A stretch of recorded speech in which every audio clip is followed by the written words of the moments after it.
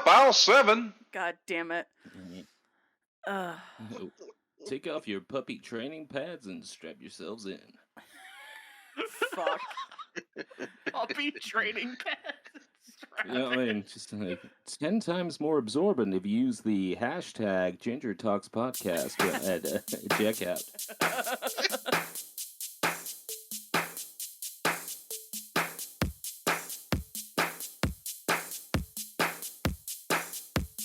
GingerTalks podcast sponsored by HushPuppies.com. Forever more dry nights for your pets.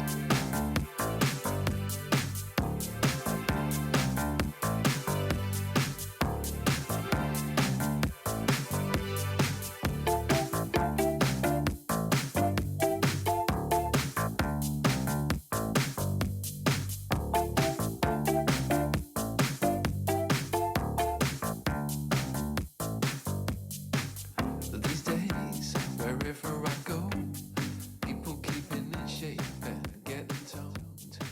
Forget fashion and Wall Street money. Hello, everybody, and welcome to the Ginger Talks podcast. My name is Ginger Snaps, and joining me, as always, is the wonderful Druid Knowledge. Druid, how are you? Absolutely fantastic, and I must say, what an absolute party we've got today, because it's episode 10, it's the end of season 1, and all the stars are here. Oh, it's about to get real crazy. So if you have not strapped yourself in, get ready because we have Lava joining us again and the wonderful Toast. Hi, fellas. Wait, you said strap on or strap in? Strap in. Ah, I totally misread that memo. Hey, how's it going? Oh. So lube up your ears and get ready for the shafting of a lifetime, only on Ginger Talks. Don't put dicks in your ears, kids. Don't do it. It's not worth it. They only add to the earwax, and the people attached to them are usually sex predators. Wow, this is how we're starting. Sweet.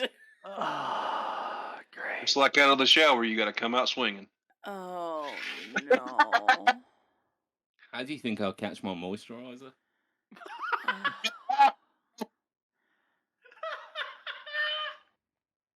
Perfect skin. Yeah. Yep. And that's episode 10, everybody. And we will see you guys again when we start season 2. Yeah, we're actually the first podcast that's ever been canceled by Spotify. Right. Well, there's got to be at least one.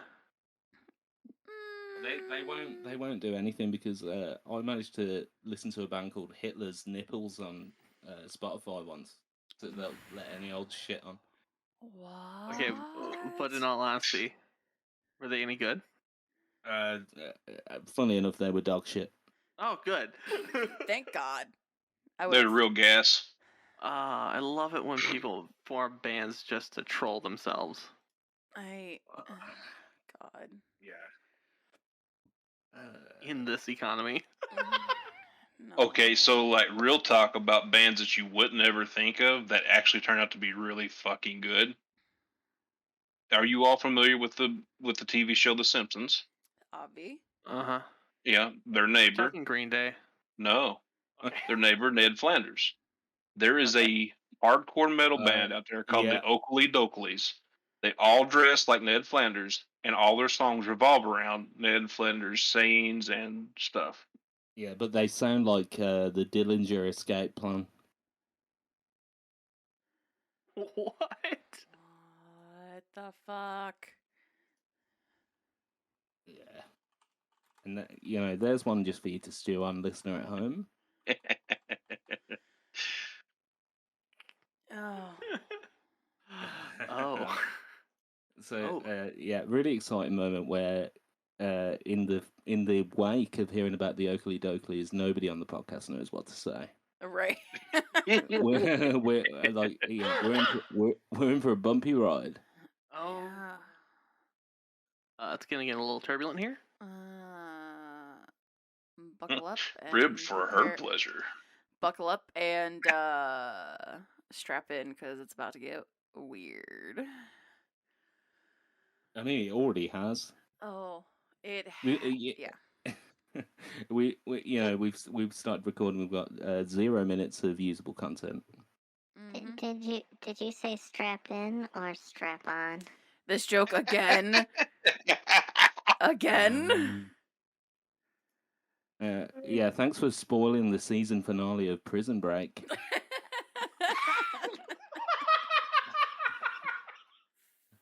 Fuck. Tune in tonight at 9 to find out what they hid in their prison wallet. It's called the Adventure Pocket. Get it right. Oh my god. Yeah, because it's all full of angel dust. Fuck. Yeah, so we all know the prison system's broken, so let's not kick old Yellow while he's down. Yeah. Are you still alive, boy? It's the prison system on the phone. And there's only one thing for it, folks. We're gonna have to put him out of his misery. And he shoots him. That's American justice. Oh my god. I'm Wait, gonna. Old Yeller dies? Oh god damn it. No! I'm gonna have to put all kinds of spoiler alerts on this. Yeller, no. I'm gonna divert the conversation here. So Lava, how have you been since we last had you on the podcast? Oh, fantastic. Quite honestly. Got some, I had some big stuff going with stream. Kind of hit a little bit of a creative block, so I've kind of took a step back for a little bit, getting some new stuff polished up and whatnot. Uh, Other than that, just playing a lot of good games with some good friends and getting to hang out with the family when I'm home on the weekends and getting my uh my daughter who's 4, she's starting to get into gaming on the iPad and the Xbox. Oh shit. My son is 9 and he is full blown gamer, dude. Hell yeah. So yeah, just vibing really. Do you allow your 9-year-old son to just play anything? No, no. I will be honest, mommy is more restrictive than I am. Yeah, But because you see, I could have been in series like 7 of Dexter by age 8 because the amount of like prostitutes I'd killed on Grand Theft Auto. no, we pretty like he plays Fortnite. That's one of his big favorite ones, of course, as a kid. Like he wants to play some other games, but he's a little more realistic, so we don't let him like Battlefield, for example. Um, he loves the heck out of like Minecraft and a bunch of other little games on Xbox and whatnot. So I mean, we don't just let him have full reign, but see, we never did the baby talk thing with him, or even my daughter for that matter. You know, "Ooh, look at your little baby." You know, we never did none of that. It was always real talk. So he's, when he messes up, he messes up or gets in trouble or whatever. You know, it's not just how a lot of people do their kids. We sit him down and we actually have a conversation with him about, hey, this is what you fucked up on. This is why it's not good to do that or say that and stuff like that. So he's pretty mature for his age as far as that goes, but there's a lot of stuff he wants to play that he's just not mentally mature ready for, like Five Nights at Freddy's. Yeah. Because he still can see scary stuff and get, he'll have nightmares. And I've explained to him, hey, listen, man, when you are mature enough to where you can watch something scary and not have nightmares, then we'll start talking about like Five Nights and stuff like that. Because I don't want you to play a game because you want to, and then end up trying to sleep with mommy and daddy for the next 2 months because you had a bad dream. Yeah. But he's real cool about it. He's like, he understands and stuff like that. So it's, I mean, we might have taken a little bit of his childhood away by doing the baby thing with him, but I think we did better personally by talking to him like an actual person, because kids are a whole lot more smarter than people give them credit for. Yeah. Absolutely. And I can't wait personally to hear about Lava Baby destroying the Ender Dragon whilst reciting Nietzschean philosophy. Well, and it's But not. he has got my chaos. Holy hell. So it was me and him were playing Sea of Thieves, and my friends Killer Cups of Joy and Subtle Sledge. And it was all four of us on a crew, and so this ship comes up next to us, and we're being friendly. They hop on board, and I hear something about loot, like, because we had a cabin full of loot. So I was like, fuck that shit. I armed the cannon and started shooting their ship down. Well, one of the people killed me, and then he come running and he killed the shit out of them. And then when it was all said and done, it was a misunderstanding. We all went away. Well, we ended up getting to port to cash our loot in, and he sees another ship come over. So one of the, I think it was Killer Cups, was like, "I'll stay on the ship, keep an eye on them to make sure they don't come over and try to steal our loot." Okay, cool. Well, me and Sledge are unloading. I thought Little Lava was unloading stuff with us. Nah. She said, "What are you doing?" And I looked over, and you could see his name like running toward the other ship, and he was taking firebomb and throwing it at the ship, trying to burn it down, just because I just wanted to see what would happen. Oh my god.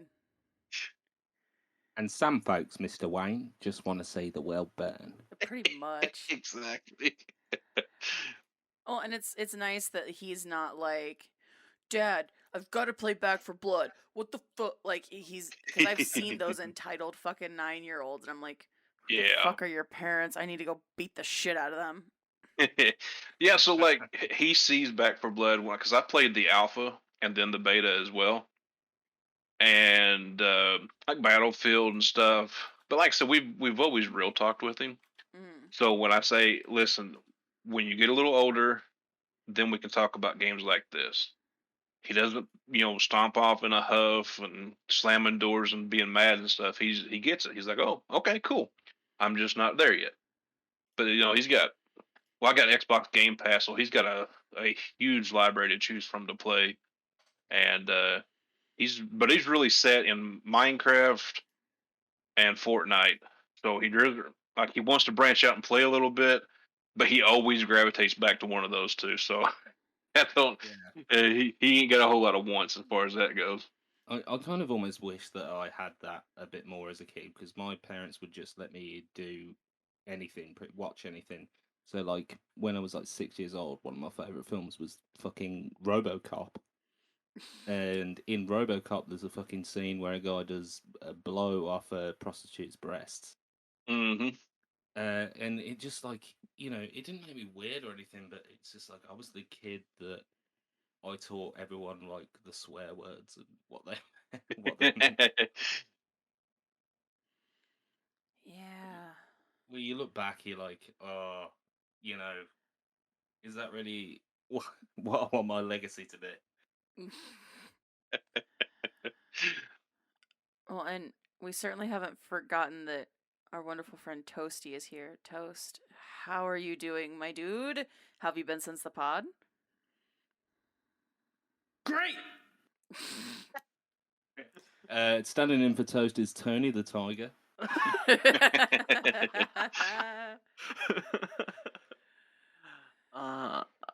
I'm having ups and downs. It's just, life always gets in the way, Big mood.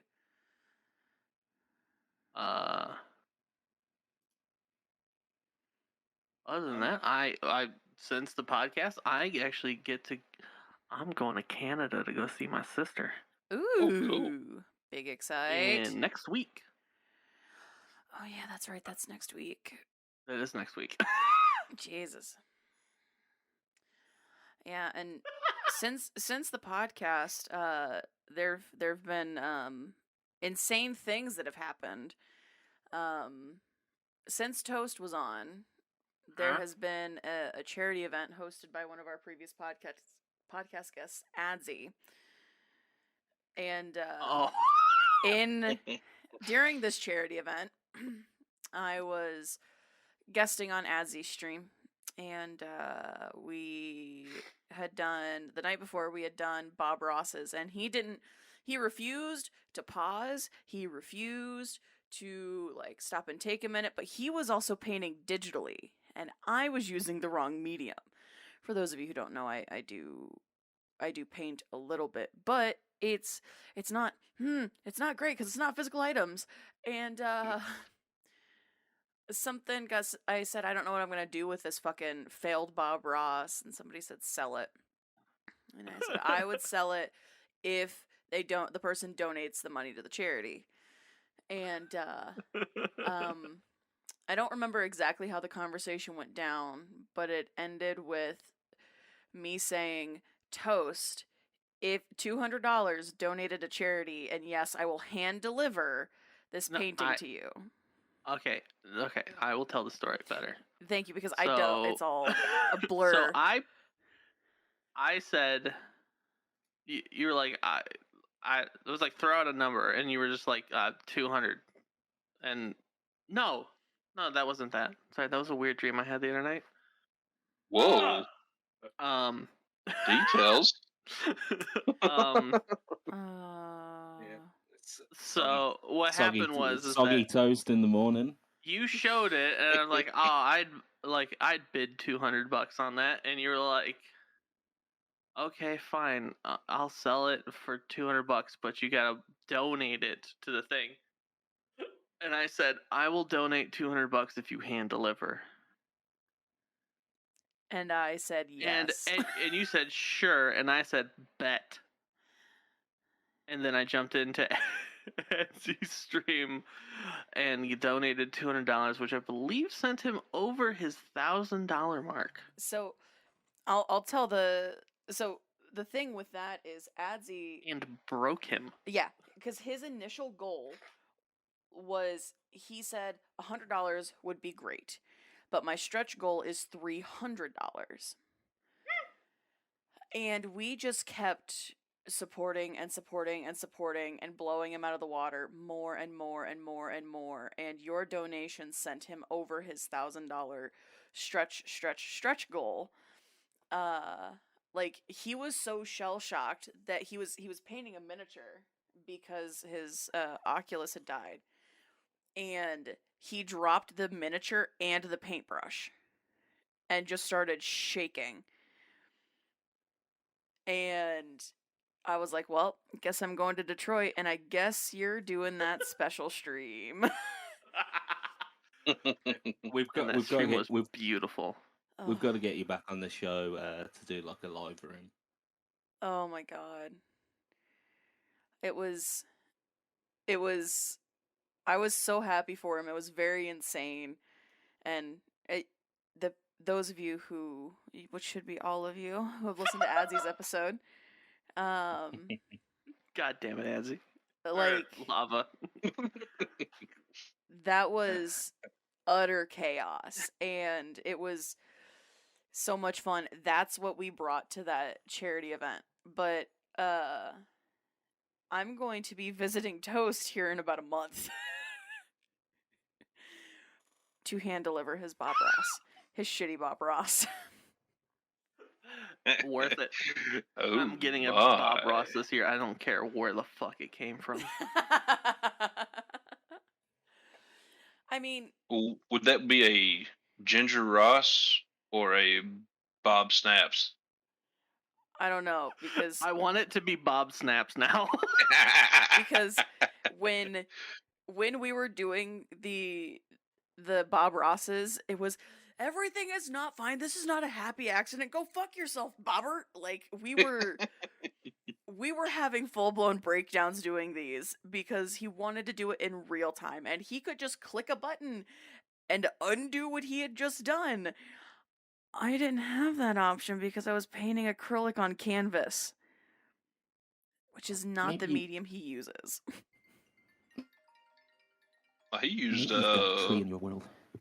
Oil paint, didn't he? Oil paint on canvas. Yeah. Oil on wet on wet. Is Wet, what yeah, it's wet called. on wet. Yeah, that's right. Hey, can we pause for a second? Sure. Yeah. Hello?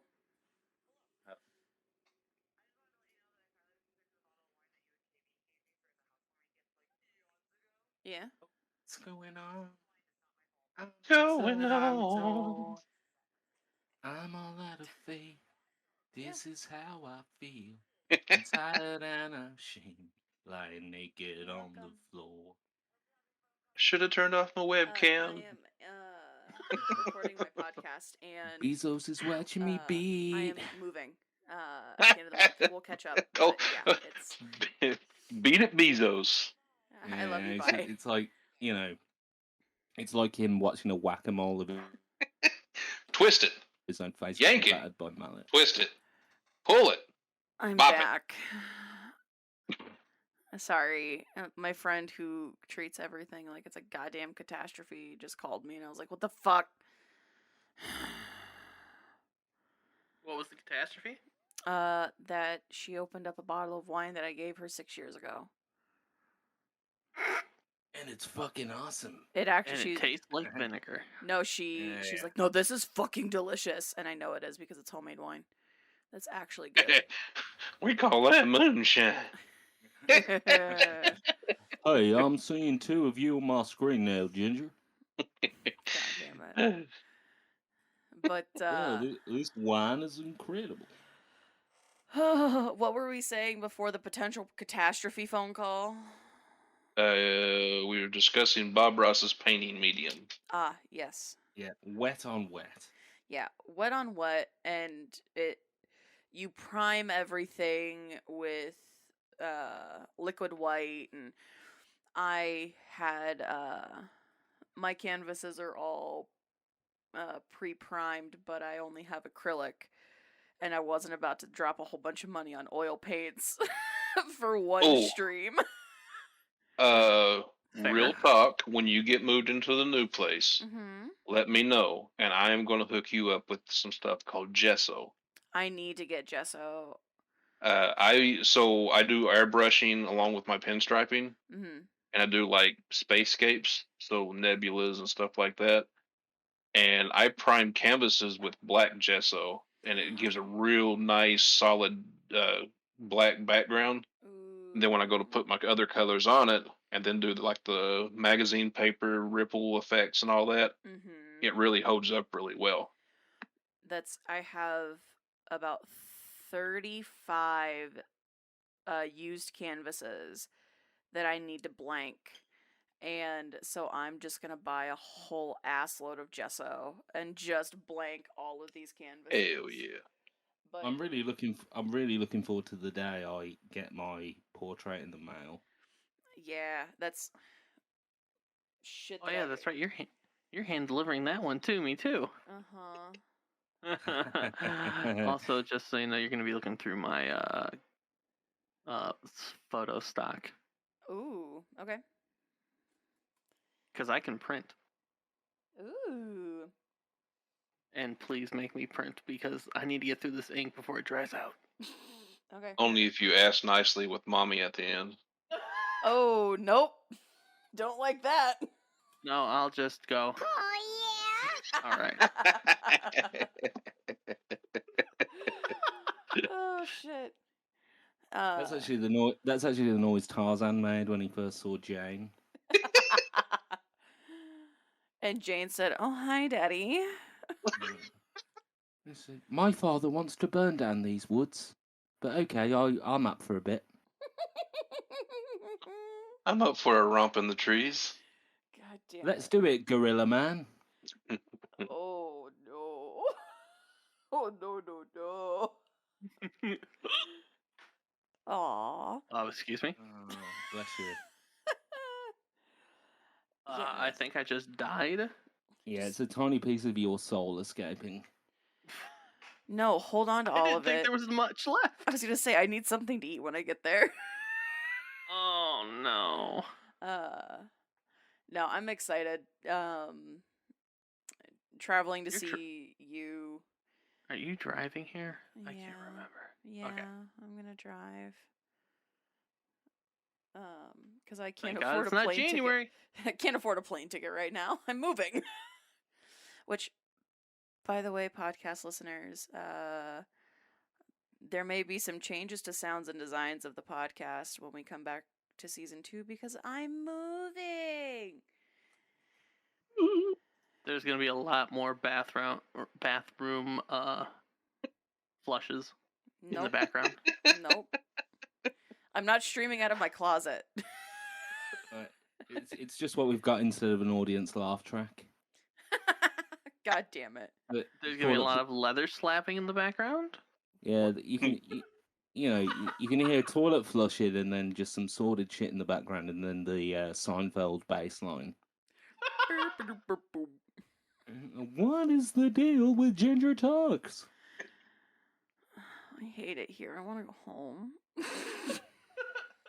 Well, hey, but on the bright side, wanting to go home.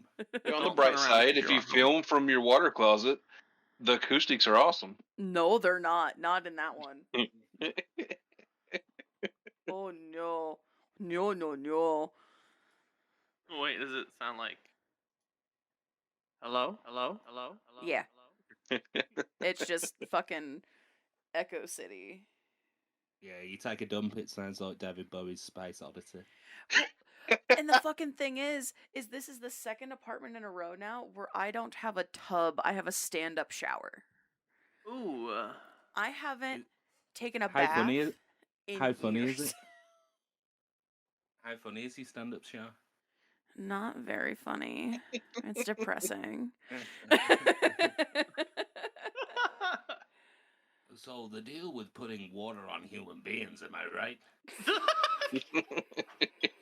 Sounds like some serial killer bullshit. Hey, the thing about collecting the right hands of human virgins, am I right? The right hands of human virgins. Why the right hand of virgins?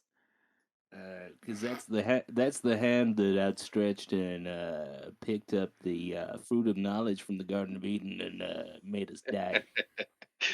Well, see, he takes the right hands. That way they're only left. Yeah, and then they've got to go lefty for the rest of their lives. It takes ages. I wouldn't know. I don't have that problem. Ambidextrous. Uh-huh. She takes both hands. Nope. Fucking hate it here. Did not sorry, mean it my that way, ADD but it worked out so well. I hate it here. I want to go home. I need an What? adult. I need an adult. But Ginger, you are the adult. No.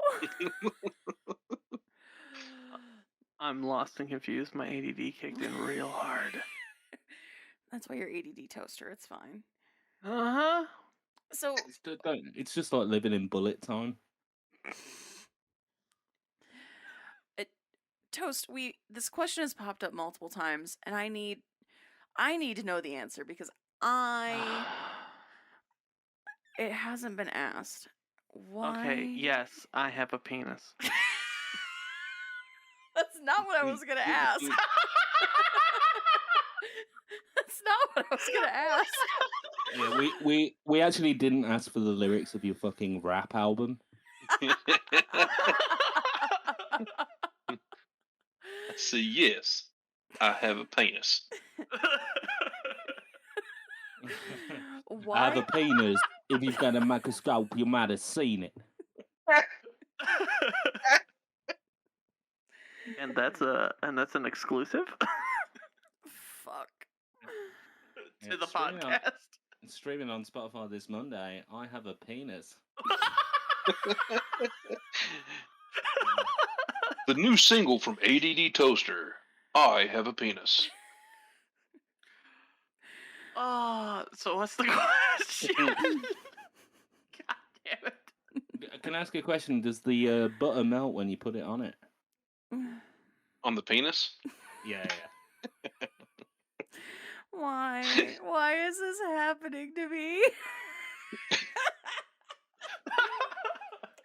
Toast. I mean, at least he didn't ask if he makes his own butter. Oh. Well, I didn't ask anyone. I didn't ask anyone actually, if they funny ate the story. crust. I have made my own butter.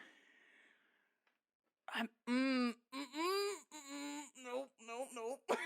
It was one of those outreach things as a kid. Okay, chill. No. Don't make it weird. This No. is my childhood. No. Be You're gentle. making it weird, man. I'm making your childhood weird. You're making your childhood weird. No, I made my childhood weird. That's how I entertained myself.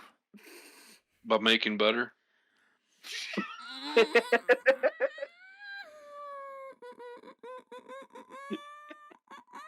Introducing Buster's the- mom, like, don't go in his room, you'll stub your toe in his sock. Introducing a new segment to the show, I'd like to introduce Churn Hour, where they just go in and they turn that milk into delicious butter. Why? What is happening? Why did we do this? What is going on? So, question, you said. Yes, Toast. How did you get your screen name? The ADD toaster? Yeah. Okay, so I have a great toaster. It's a really cool toaster. It's one of the only toasters I have found that you can smack a handle and it launches the toast out of it.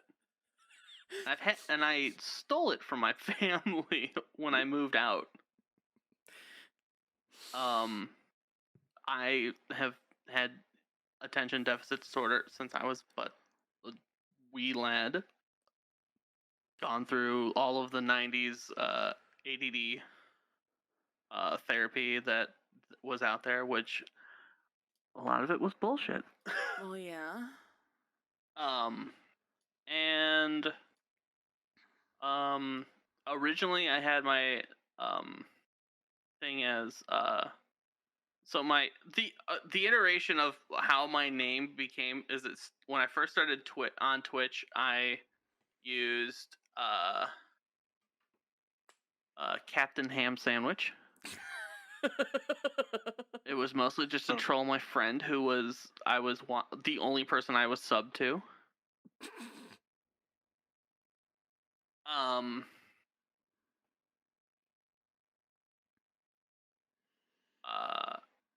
And then it turned into Dr. Toast, but there was already a Dr. Toast.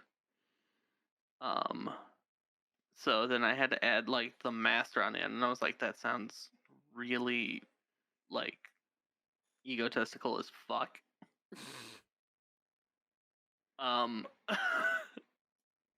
then I was like, you know what, this is a horrible name. I'm just gonna scrap that. And then I changed it to ADD Toaster, and then started actively streaming. So the whole time you were talking about the toaster that you stole from your parents, the only thing going through my brain was he's talking about his dump truck of an ass, isn't he? That big old dump truck. And then I couldn't get the thought of you just running out of your parents' house holding a butt. What? It's funny. I had a different reaction. Right, I thought it was a striking revelation when I heard about the toast shooting out of the toaster that actually Toast's dad created Flubber.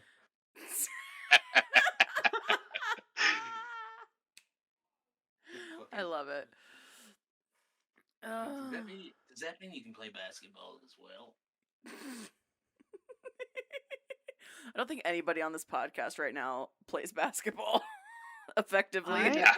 Hang on. Wait, effectively? Effectively. Excuse you? I play pickup ball every once in a while. But do you play it effectively? Yeah. I have a decent jump shot. I'm actually going to dox myself right now and reveal live on air that I'm actually Charles Barkley. I knew it. Oh, you big caramel. Did you see me in Space Jam? The original. Spread that on your toast. Fuck. God damn it. I was trying to spread Space Jam on my toast, but with the zero grav, it kept sliding off and into the air. Nope. They've jammed our radar, sir. Nope. No. Yeah. They've jammed our radar, folks. Low hanging fruit. Uh, Yeah, that's it. I see low hanging fruit as like a delicious papaya. Mango. I take it like Baloo the bear.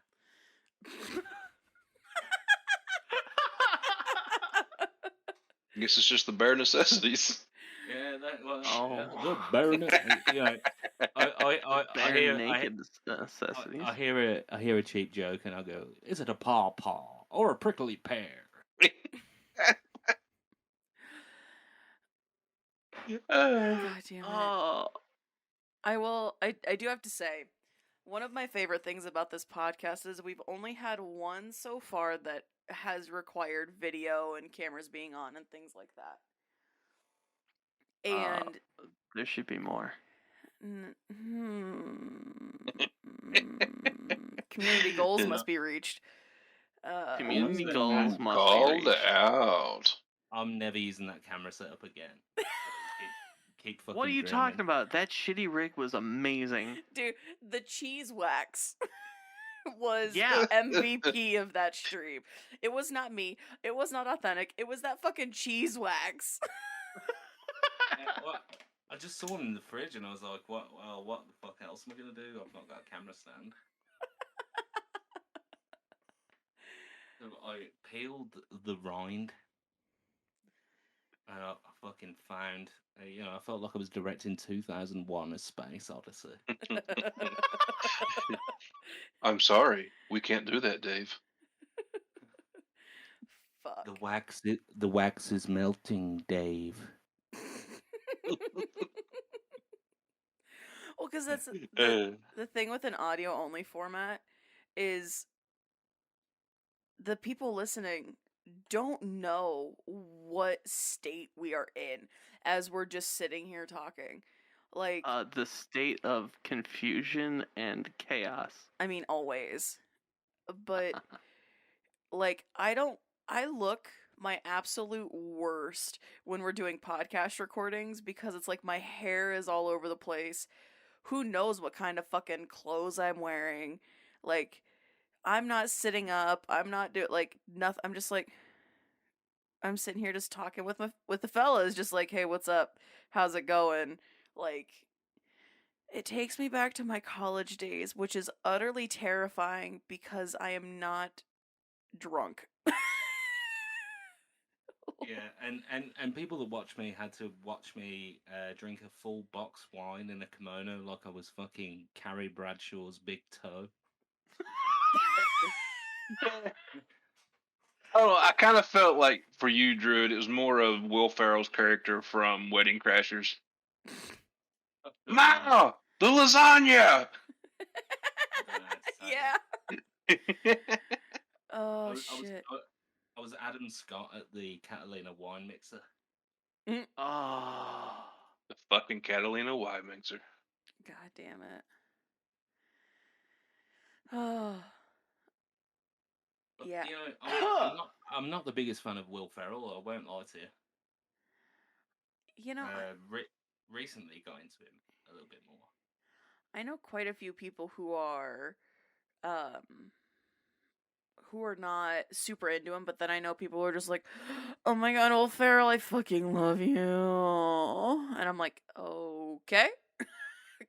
For me, it's more of the throwback because when I was, I don't know, like preteen, teenage years is when he was on Saturday Night Live. So that's the Will Ferrell I got to know. And then he started getting into movies. And I mean, it's just like every actor, actress out there, they got good and bad ones. But to me, he's never as good as he was when he was on Saturday Night Live. And because he was just so awesome at making everybody else break character. Right. To me, the best Will Ferrell movie is, it's not very well known, but did you know that Will Ferrell did a Lifetime movie? What? No. Yeah, Will Ferrell did a Lifetime movie where he and Kirsten Wiig are the Kirsten lead Wiig. character. Yeah, they're the lead characters, and they play it completely straight. And it's about Will Ferrell having like a baby with like another woman, and he's married to Kirsten Wiig, and it's so funny. A It's deadly called a adoption. deadly adoption. Yeah, it's so Did good. you both just get together and Google that? Yeah. We only got like 3 brain cells on this podcast, and me and her sharing one. Yeah. Written by Andrew Steele. If that's not a fucking porn name, I don't know what is. That's more like a Cinemax softcore porn name. Oh, and the producer, Gary Sanchez. Like, you can't. That's a porno Yeah. name. Like, Yes. So Gary, go ahead. carry on. Well, I was just gonna say Gary Sanchez is like the guy that holds the camera in the porno who like pretends he's interested in like what the girl is doing at college, and he's like, yeah, so you're majoring in anthropology, yeah. Oh, good. That's awesome. And yeah, you've got a good grade average there. Yeah, that's great. How about now you take your shirt off? But you come back to the Yeah. office hours and study my syllabus. Yeah, how about we just change tact here and you take your shirt off? Awesome. For Those every are wrong answer, you lose an article of clothing. Yeah. Oh my god. Billy Madison, that Study is up. correct. Yeah, how about you take off your socks? Wow, that's awesome. I, Gary Sanchez, have never seen anything this hot. God damn it. You okay? Why do I do this? Oh my god. A Deadline article about this movie. Will Ferrell. A Deadly Adoption on Lifetime is one of my favorite things I've ever made. Oh no. I urge everyone that can hear my voice to just go and at least watch the trailer. Because it is a Lifetime movie. It's not like them aping that. It is them just doing that. And it is fucking just crazy. Well, according to the Wikipedia, it started out as a parody of Lifetime movies, and then they fucking released it on Lifetime on the 25th anniversary of the Lifetime movie setup. Are you serious? Yes. So they trolled themselves. Got it. Congratulations, you played yourself. God damn. It's just the fact that they just play it completely straight. And, you know, you don't see that subtlety from Will Ferrell very often, let's be honest. Yeah. No. Because he's usually like, I don't know, like milking a fucking toothpaste canister like it's his dick. While making loud noises. He's like, Has he- yeah, Tom Has Green. he played who a the- serious role? Yeah, he's done a couple serious roles. Why can I not remember them? Let me. Where do I want? So where- his first serious role was Mugatu in Zoolander 1. I meant an actual serious role. Yeah, you know, I was scared. What a villainous character. I don't want his producer credits. I want his actor credits.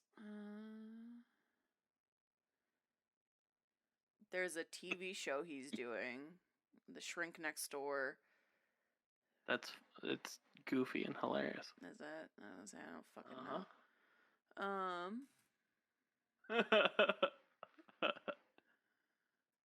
Oh, this kind of goes along with the conversation from our previous podcast. He is in Eurovision Song Contest, the story of Fire Saga. Yes. Yeah,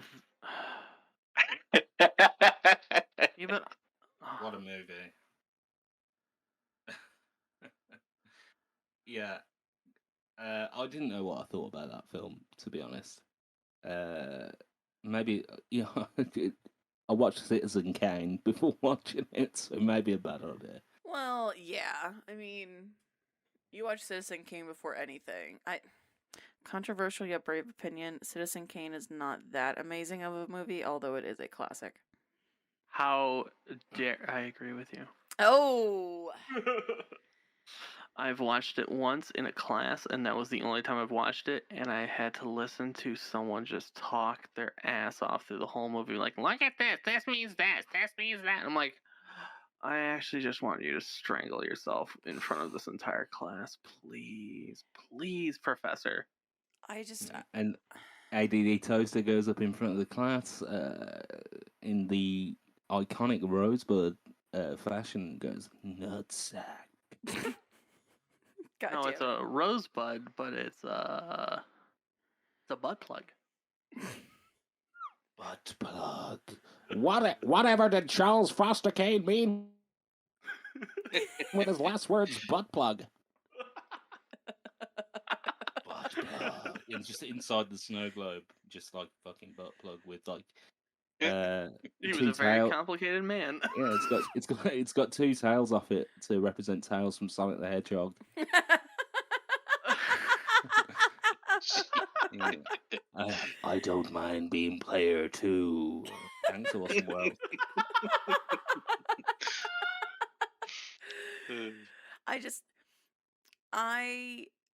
I think The Maltese Falcon is a much better movie from that time. From the black and white. 100%. Oh, The but Maltese Falcon's it's great. film noir. Yes, I love that, and everybody in my fucking film classes in college were just like, I don't get this movie. Oh my god, and I'm like, I've watched it 4 times since we've watched it in class. What the fuck is wrong with you monsters? I was gonna be like, it's because you're not real. You don't actually like films. You just want to take an easy class, so piss off. We had a whole bunch of guys from the Theta Chi fraternity, and it had a couple of the brothers were gay, and so everybody called it Data Guy, and I'm like, huh, they're fine. Let them do what they're gonna do. It's not like they're trying to put it in your butt. And Or were they? Or I mean, not yet. They weren't. Butt plug. but this specific film class,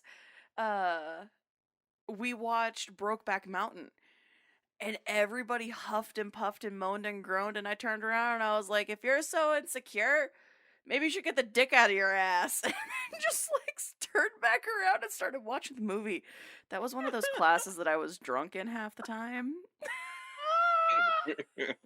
Yeah, and here's the thing. These are all the fucking guys that pretended that they knew who Shang-Chi was 4 months ago. Right. Oh my god, they are. Yeah, like, oh, yeah, I can't wait to see what they do with him on the screen. And like, what are you talking about? You've never fucking heard of Shang-Chi. Right. I want to go see that movie, but I've never heard of Shang-Chi. Yeah, like that's what I was going to say. Is I've big time loved comic books growing up, and through the '90s and everything when comic books were really popular, and never heard of him. Yeah. Well, it's like, people are excited for Moon Knight, and they're like, I can't believe it. They've casted it perfectly for Moon Knight. And you're like, what are you talking about? You don't know who the fuck Moon Knight is. Yeah, it's one of those things, like, the same people who try to be all fucking uppity about that kind of stuff are the same people who are like, no, this band sold out, they're not good anymore, and I'm like, you mean they've got a tour to come to your little podunk-ass town, and you're pissed off that you don't have to drive 3 hours to go see them? They went on a major record mainstream. label. Right, I'm like, you really wanna be that big of a bitch about it? Go fuck yourself. See, there's a lot of people who say that about a band called In This Moment. Yep. Loved them. I loved them. First time I heard them, it's probably about 3 years before their the big like mainstream album come out, and I just happened to catch them when I was in Vegas one time. I was like, man, this is freaking awesome. The music's crazy. Their showmanship is just fucking fantastic. And she has a set of pipes on her. Holy fuck, she can just flat sing. And then a few of my friends, like, oh man, this fucking band's awesome. The day that their first mainstream album hit well, I can't believe they sold out. Fucking what? Now they're able to make more music because they're getting paid more money, and you're mad that they're making money finally. Right. So you're fucking fuck you. some- 3-word review. The moment's past. God damn it. Well, that's even people like there were so many people who were complaining that one of the people who helped promote a day off Twitch really hard, she got partner finally. And they're On the like day. not that day. It was like a week or two later. But she accepted partner and everybody's like, "Oh, so you're such a fucking sellout, blah blah blah." And it's like, "No, you got to understand this is her livelihood. This is how she makes her living. And you want to come Yes. after her for critiquing her own place of employment, which she can't, well, quote unquote, place of employment, that she can do legally and she should be. Like, you're going to get mad at her for speaking up. You're just salty and butthurt that you're not a partner." Yeah, So, and a lot of that people that say that are the ones that put like one stream a week out. It's mediocre. It doesn't have a whole lot of content in it aside from maybe some jokes and laughs. And it's like they're not really pouring anything into it, but they expect that you're going to get there by not doing anything. right. I'm right here. Hello. I was It's gonna me. say. It's the people. I am the people. I was gonna say, Hello. Toast feels attacked right now. But Well, I've actually made this point several times, though, that actually a lot of people think it's easy. oh, So many people think it's easy, but like to actually maintain something on Twitch, you've got to really put time. Oh yeah, I mean, between trying to stay relevant, picking games that people want to watch, building your fan base that's going to continue to come back and to keep watching and keep interacting, keeping your stream fresh for new stuff, whether it's charities or giveaways or just new stuff like sound clips and just whatever. It is. I mean, I know Ginger and Toaster can hear. What's the word test? I'm looking for? A test. There it is. I failed. Um, but as far as the streaming goes, and you being a musician as well, I mean, there's a lot of people don't, like you said, they just don't realize that there is a lot of work that goes into it, and there's no guarantee that you're ever going to make partner or ever going to do anything to where you can do more with it. Right. Wait, I have to stay relevant. I know that's our problem, Toast. Fuck. Bitch, All right, same. kids. Guess what? This week we're gonna play COD. We're only gonna play COD, and then that's all I'm gonna do. And later I might actually kill myself. No, because COD is too oversaturated. You gotta pick something else, like Back 4 Blood or New World. Come on. Hey, I'm gonna be playing Hello Kitty Island Adventure. Are you actually- done with COD? How about you try Sea Bass? It's a real fishy game. God damn it. Yeah, It scales nicely. The skills to pay the gills. That's also the other thing about streaming on Twitch that is, it's really weird listening to people say, "Oh, go chase the biggest game. That's how you make partner." It's like, no. If you want to go chase the big games, you better have enough followers and enough people in your chat to make front page of that game. Yep. Yeah, if you're not in the Otherwise- top 3 lines of that game's page, you're probably not going to get seen. Like, I'll do this live. Let's see.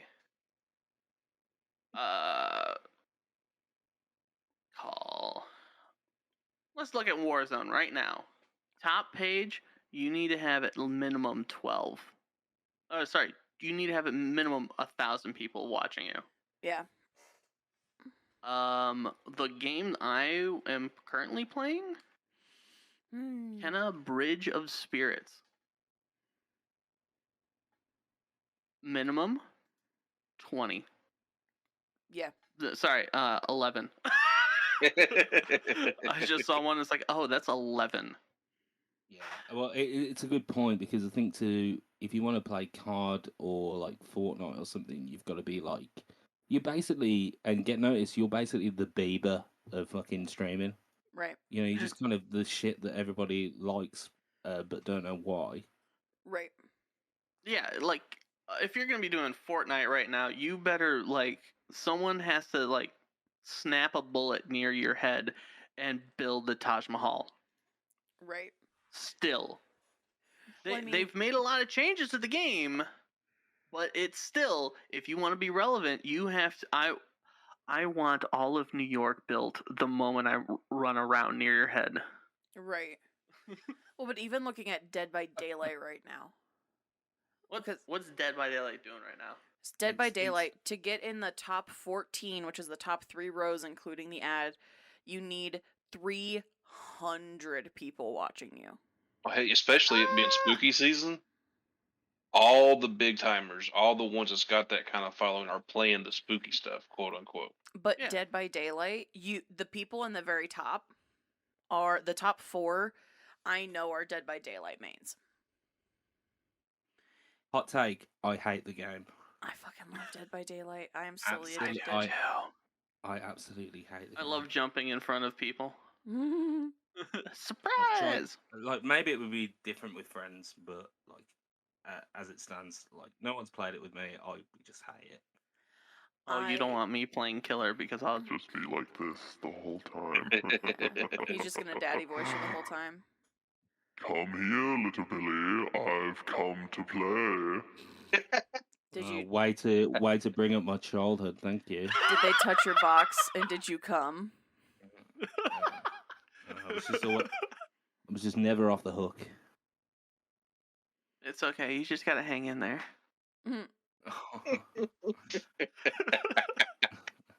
God damn it.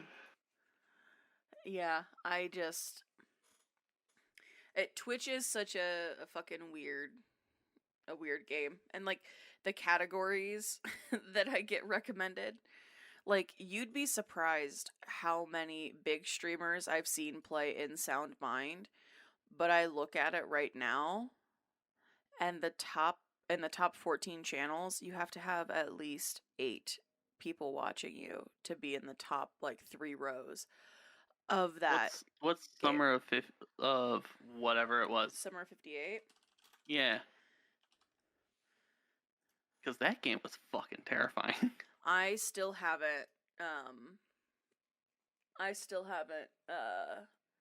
played it yet. If you stream it at all, there's only 10 people streaming it right now.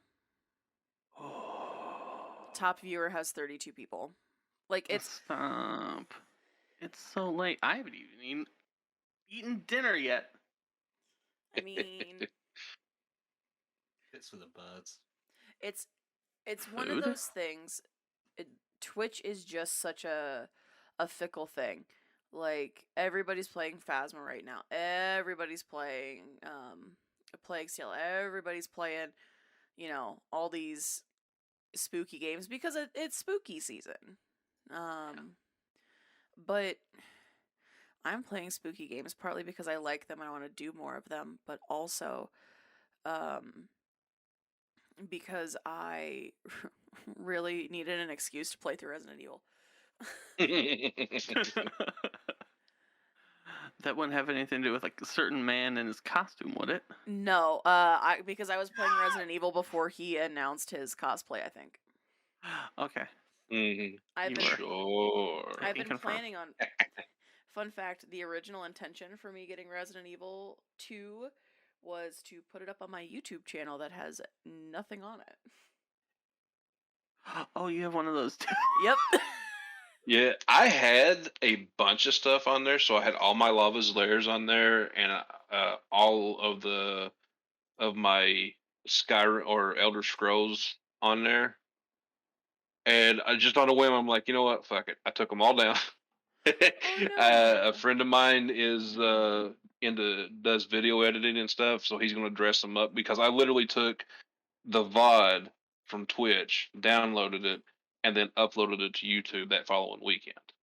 So it was if you watched it, it was just like you was watching the stream, and that doesn't translate well.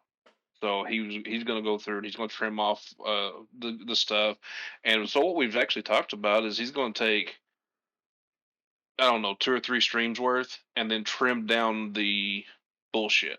You know, the walking around, the not funny stuff, or whatever. Mm-hmm. So he's going to take 4 hours of content essentially and turn it into like 45 minutes. I was gonna say, so he's gonna cut my entire my entire episode. Got it. So I mean, but that's with me because shit, I am mediocre at best when it comes to games, but I know that and I have fun with it, Mm-hmm. and I think that's I can't say that that's my thing, but that's just how I view the streaming and playing games, and of course, if I can play with friends, it's going to be that much more stupid. It's going to be full of just self-degradation jokes. Just playing Phasmo. Oh, the ghost was in here. Well, that ghost was a bitch, but you won't do nothing. Oh shit, I'm dead. Right. But I can't do the straight to YouTube thing with my Twitch stuff because there's a whole lot of in between stuff. Right. It's interesting because so many people are talking about making the move to YouTube. I don't think there's many guests that we've spoken to that haven't mentioned that. Okay, so I legitimately thought about it at one point, and then I looked at the user interface for streaming. No. Nope. Nope. Nope. Nope. I'm sorry. Nope. I won't make a move to YouTube personally for streaming. But what I think I will do is kind of do what I was talking about with Subtle Sledge, where we'll take our VODs or take the VODs, we'll trim them down into some 20-minute clip videos or whatever, and just use it as I guess an advertising type thing. Like, hey, if you like this, come check out my content on Twitch. Mm-hmm. But yeah, I looked at the interface. I looked at like all the stats for getting started and all that. Like you got to have 1,000 subscribers just to start getting some sort of monetization. Yeah. Mm-hmm. And how many hundreds of? It Go never ahead. used to be like. It never used to be like that. Now I remember when it really took off. I'd say, son's 9 now, so it's probably 6, 7 years ago when the monetization really blew up. And the reason I even knew about it was because the 3 top creators that I watched at that point in time, and I mean almost religiously, was Matthew Santoro, because he used to do these top 5, top 10 videos, just like random knowledge. Rob Dyke, which he renamed something else. So he used Rob to do Gavigan. idiots. Is that what he changed it to? Yep, he went to his mother's maiden name. Yeah, because they were starting to flag him for his last name. Mm-hmm. But he used to do that idiots of the internet, which was fucking awesome. Yep. And of course, King of Random. Mm-hmm. And they were very transparent and talked about it a lot, about the monetization. And hey, listen, guys, if you want to keep seeing these videos, here's what we got to do. Then I was like, oh, that's interesting. So I started looking into it, and yeah, they were really changing just everything about it. I was like, man, that kind of sucks. Yeah. Well, so because Rob, I've got some opinions on Matthew Santoro. Personally, he can lick all of my asshole. He irritates the shit out of me now at this point. I couldn't tell if that was like you liked him. No, he can. Since he moved back to Canada and he had that issue with the moving company, that's because I had kind of fallen off with watching his stuff, and then I started watching it again, and then it just seemed like every third video he posted was a "woe is me" kind of. I don't know. It was almost like a beg for viewership and all this stuff. I was like, man, it's kind of sad, man. You used to give some really cool stuff. Well, the model for that for me is H3H3. Yeah. Because, like, almost overnight, I think there was that lawsuit. They won the lawsuit, and then after that, the content was just fucking unbearable. Mm. Yeah, they. You know, I respect Ethan's hustle. I respect Ethan's grind. However, I've never been one to consume H3 content. It's not. I mean, I've fallen away from commentary stuff quite a bit, but like H3, Ethan and Ela, I wish you the best. They have a baby on the way. Good luck. I don't know why you tried to do a podcast with Trisha Paytas. Like, you talked shit on each other for how long, and you expected it to go well? You're an idiot. But, like, my big issue with Santoro is when he's playing Dead by Daylight on his partnered Twitch streams, he has literally told tiny streamers that are our level to kill themselves, their small follower count, making fun of accents, making fun of, like... Wow. He's a giant douche canoe. Matthew Santoro, you got a problem with it? My DMs are open, baby. You can't dish no shit to me that I can't take. Like... Okay, I used the wrong last name. Okay. Okay, yeah, I have heard of him. Let me find. It's something very similar. He's a bald dude. The one I'm talking about, Matthew.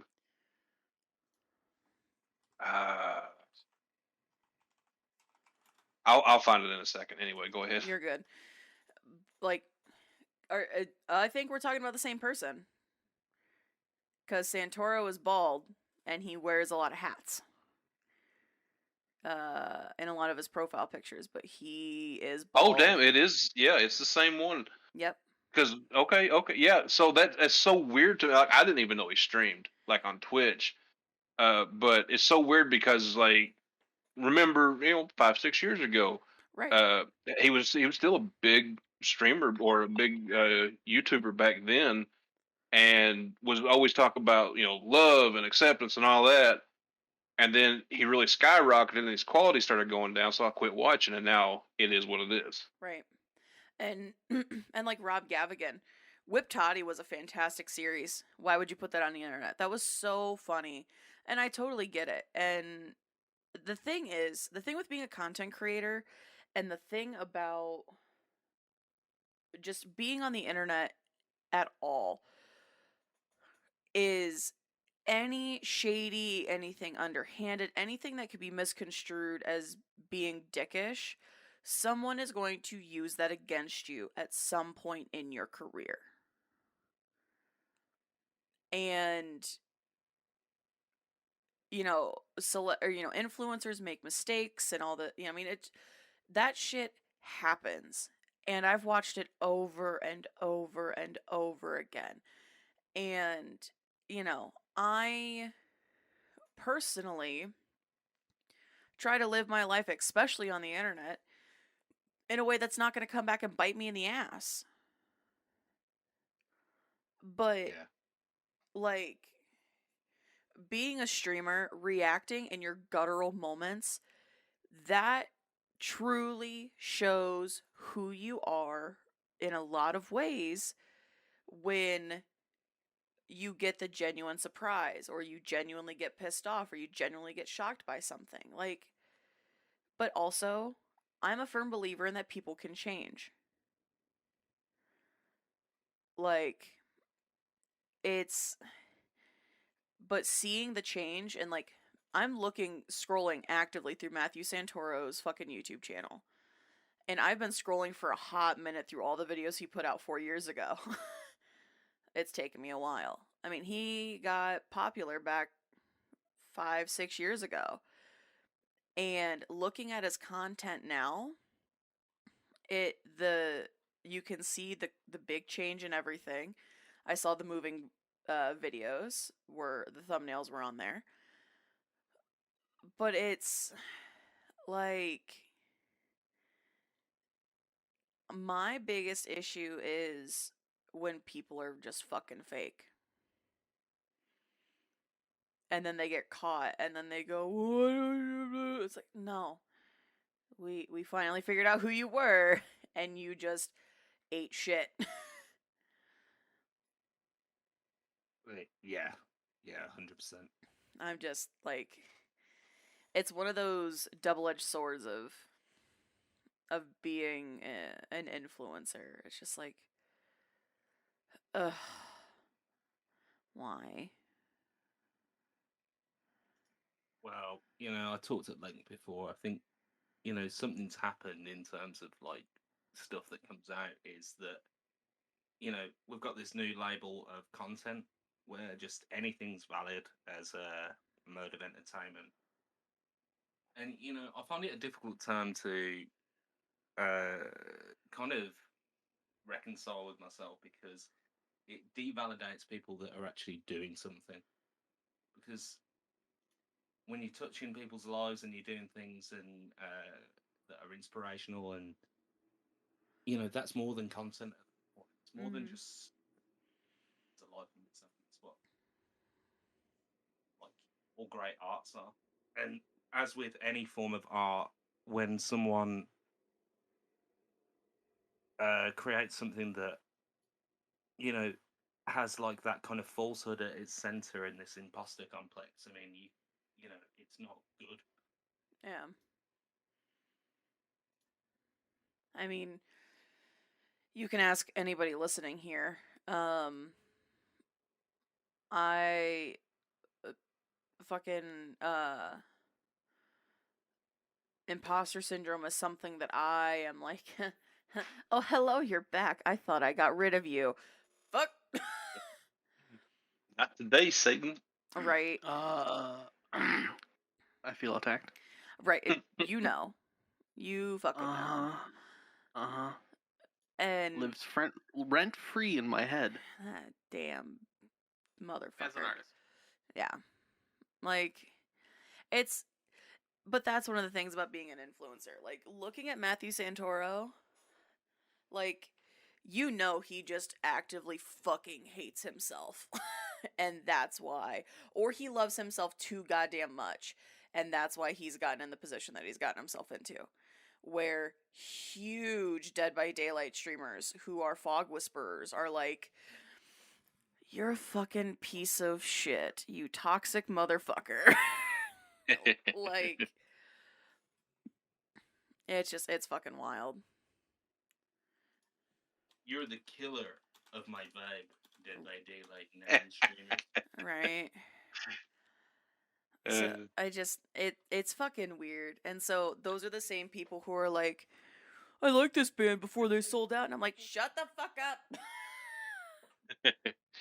It's always fun to me, like kind of staying on the Twitch thing, but maybe caveating a little bit over to another one is the unwritten rules of streaming. My God, yeah. Like, okay, so when I come in to chat with you or anybody else's stream that I pop into and hang out any amount of time, I just talk like we talk here. I'm stupid. I say goofy shit. I try to get you all to laugh, all that kind of stuff.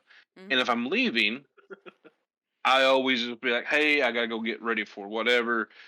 And it's not a, hey, viewers or people that's here, come check me out when I go live. It's never meant that way. Right. It's just the, hey, I don't want you to think that I'm just bouncing out because you suck.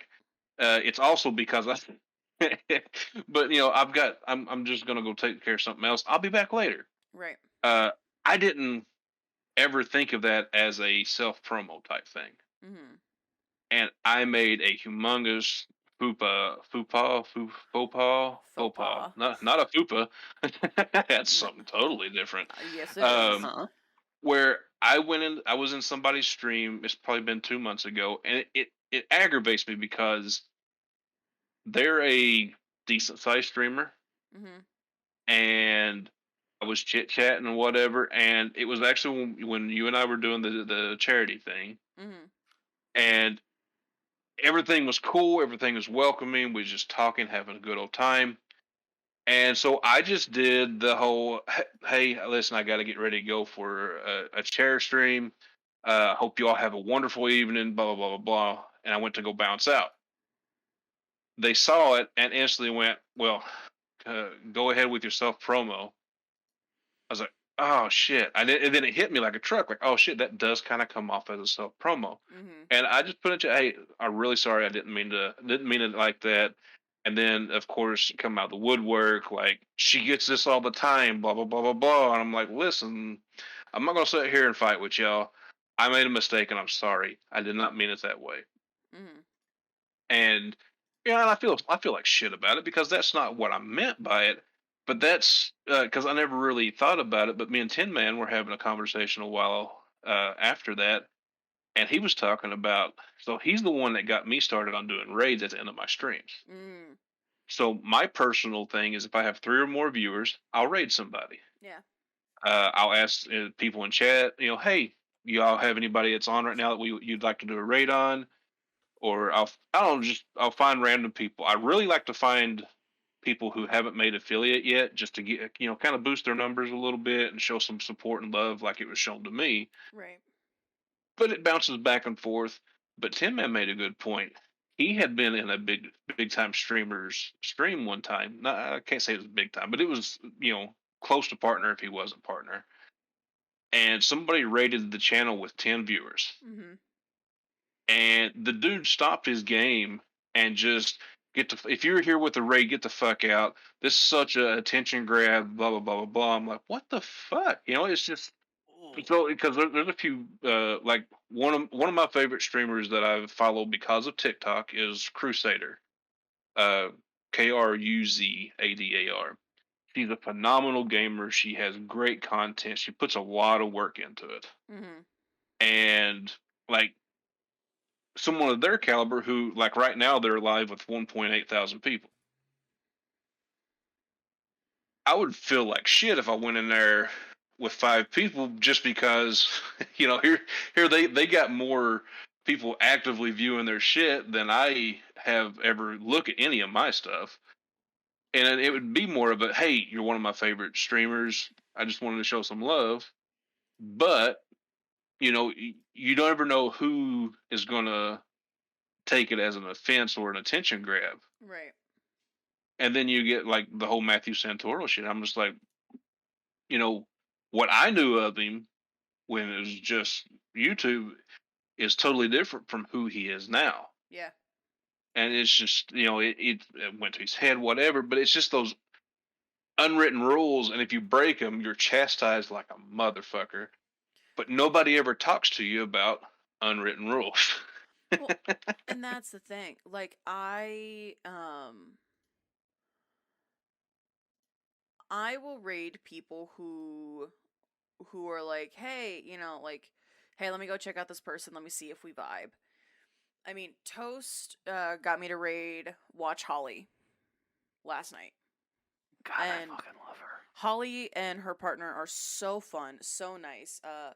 Having Her energy, literally, I'll be like half asleep, and then I pop into her stream, and I'm like, I'm at awake. Hello? yeah, I mean, need to do things! like Holly on this podcast would be insane. Just the energy would just be so chaotic. But the thing is Holly was so nice. Like stopped. I had multiple shout outs, and Holly had close to 100 people watching. And me bringing in my little raid of like 12 was, was nice, but I got the same reception that somebody raiding with 50 people did. And I don't raid partnered streamers very often. I don't raid people who have more than 100 viewers very often because I feel like I'm doing an attention grab, which I'm not. But it can come off that way. And you just if you, just do something the wrong way, say something the wrong way, I mean, it fucking comes off and people are so touchy about it. Oh They yeah. are. I did this once. I early on, I was part of Big Cheese's community Mm-hmm. for a long time before I started even streaming.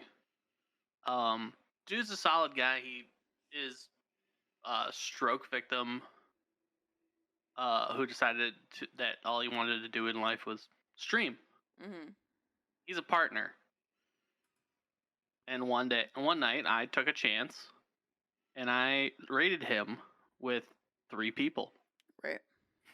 I'm pretty sure 2 of them were my bots. Mm-hmm. And he stopped stream just to say thank you. Right. It like sometimes it really depends on the person that Yeah. you Oh, yeah. decide that you're gonna raid.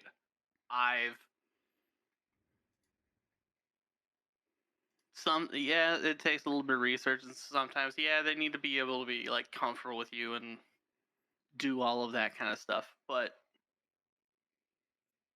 I'm not saying like, yo, go right now and raid T-Pain. Right. You're not gonna get a good response. But like at the same time, I saw his channel go, oh, look at this attention whore coming in. Right. Dude's got like, I wasn't even an affiliate yet, Mm-hmm. and I did that, and they were just like, hey, welcome. Oh, look at this attention whore. Oh, look at this guy with his pitiful raid. Blah blah blah blah blah. And Big Cheese looked at them and said, if you think that's a pitiful thing, then you don't know what it's like to start a Twitch channel. Yeah. Because I started at 0, just like everyone else does. He started out at 0. He might make it big. He might not. Who the fuck cares? Mm-hmm. Exactly. And that's one thing I'll say that I was personally, and I don't think we've all had this conversation in one faculty or another. The world sucks. Yeah. The world absolutely fucking blows donkey dick, and not in a good way. Like, it is just terrible. Right.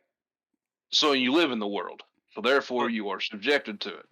But you start streaming, and gamers just in general, you've got that that kid that 1v1 make you pussy. Right. Just that kind of like toxic ass shit is just, it's what most people think of as gaming.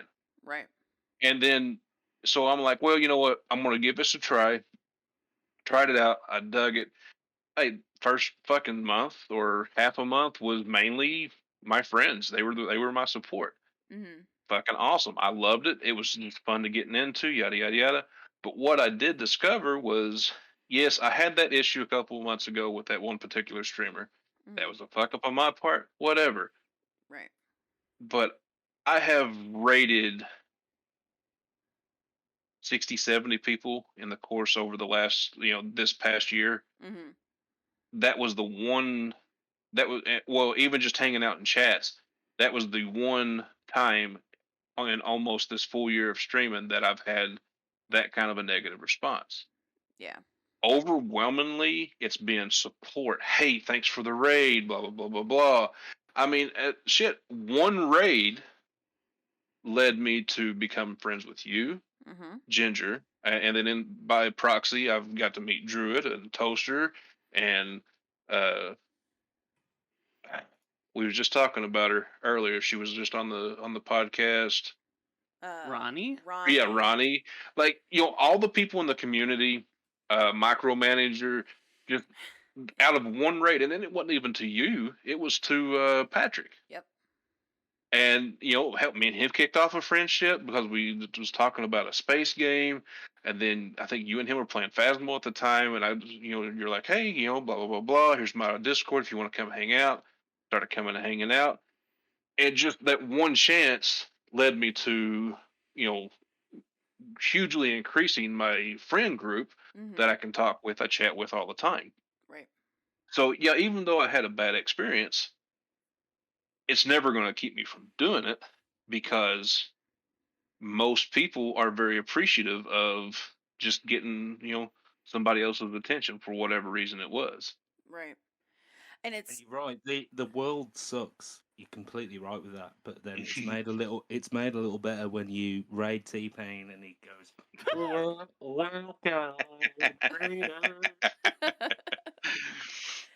yeah, it's so weird. I mean, Ronnie is a perfect example of someone who was inadvertently self-promoting in a partner's stream, and I was like, just in a whisper, I was just like, hey, just letting you know, I don't know if you're doing it on purpose or if you realize how it comes across, but this is what's happening, and this is something that's pretty frowned upon unless the streamer asks about it.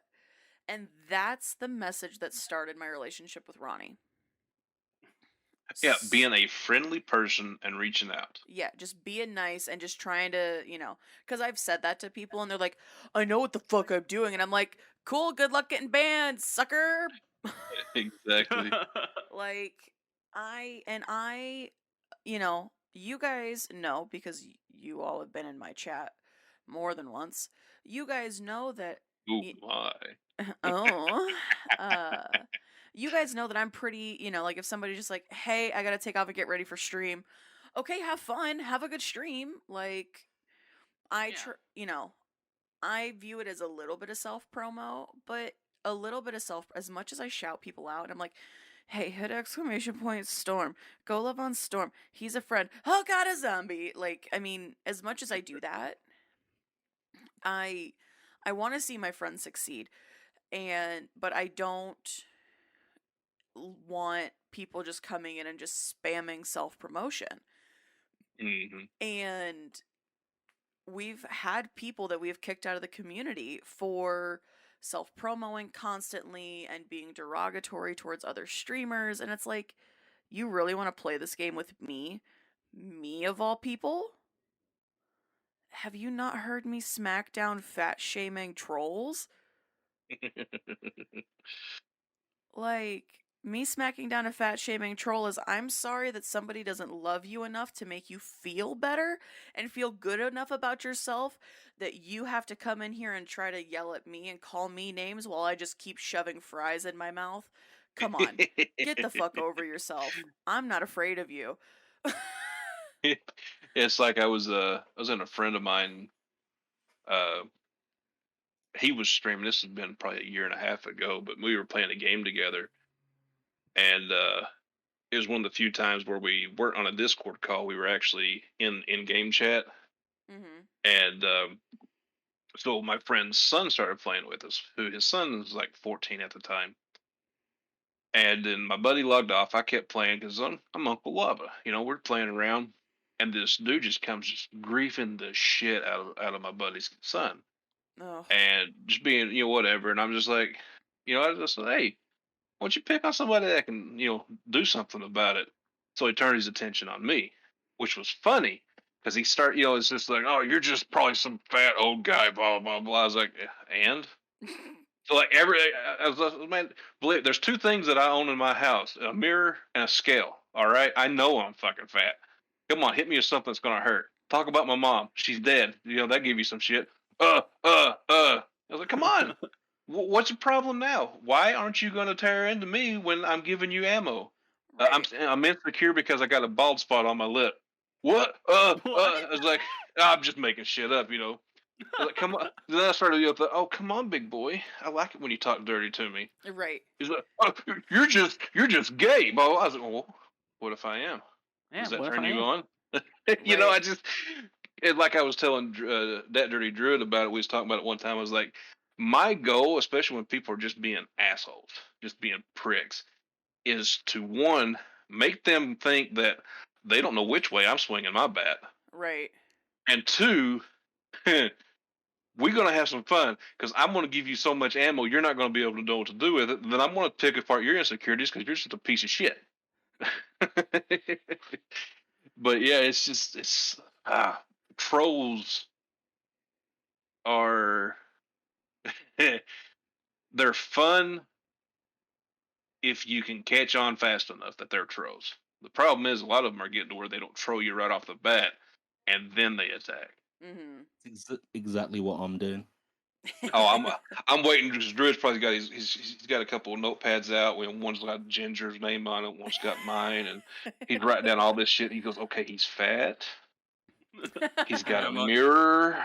He's got a scale, but I bet you it's in pounds instead of kilograms. I'm like, how about that fucking bald lip? Yeah, Alright. that bald lip. That bold lip. All right, Captain Lippard. Yeah, I just yeah, trolls are just something that's just fucking part of it, and I'm like, "Oh, you want to try to make fun of me because I have 6 chins? Bring it on, motherfucker. You can't make me hate myself more than I already do." Like I've got 6 chins and I couldn't store your nuts for the winter, you fucking small ball bag bastard. Yeah, come on. Give me something that I'm actually gonna feel something on.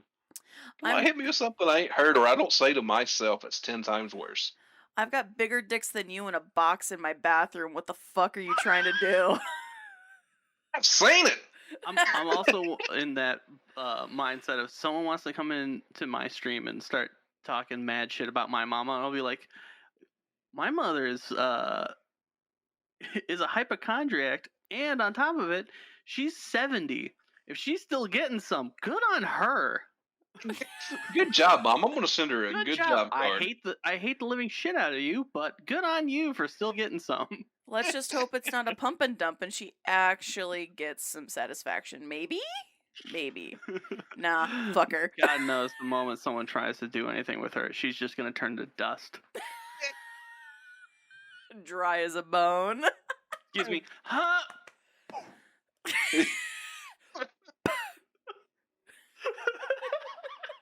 Come on, Mom. Give him a no-denture adventure. It looks like there's a sandstorm in Florida today. Oh, stop it, Toasty, honey. I'm getting about as much dick as G.I. Joe's fucking painted on pants. Mommy? Mommy, why do you sound like you smoked so much cigarettes? I smoked whilst pregnant with you. Why'd you Thank me turn later. Jewish suddenly, too? What's going on? I mean, I know you hang out with them a lot, but I thought it was And just what did I tell you about racial profiling? Some people say Mama sounds like Gilbert Gottfried. I say I got ass.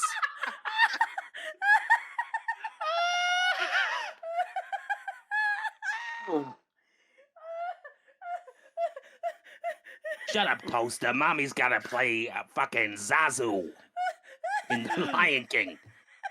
The funny thing is, no one here on the podcast actually knows, but my mother really does not stop talking about all of her Jewish friends.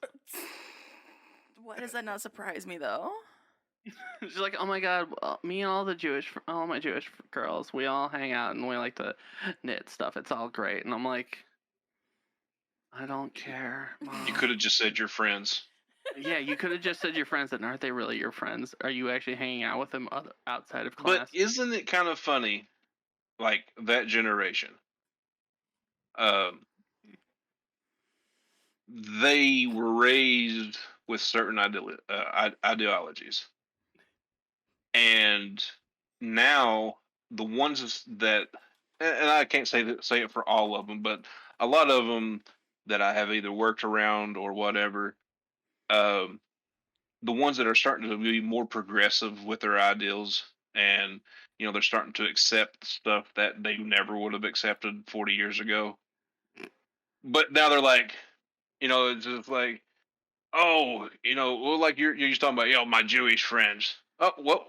Why don't you just call them your friends? Yeah, Like, why don't you just call them your friends, Ma? Like, I worked with a guy who's talking, his grandson came out to the family like 3 or 4 years prior to me meeting this guy, and he's just the most hatefulest old codger there was. But he always had to throw gay. Oh yeah, my gay grandson and his boyfriend are coming over, and I can't wait to hang out with them. I'm like, why don't you just say your grandson? Yeah. But it's almost like they're making a point. Like, look how I've grown, or look how progressive I am now. When it would be more progressive to me if you just went my grandson. It's just something I have noticed over the course of the probably last 5 or 6 years, that it's like the more progressive a lot of the older folks become, progressive in their minds.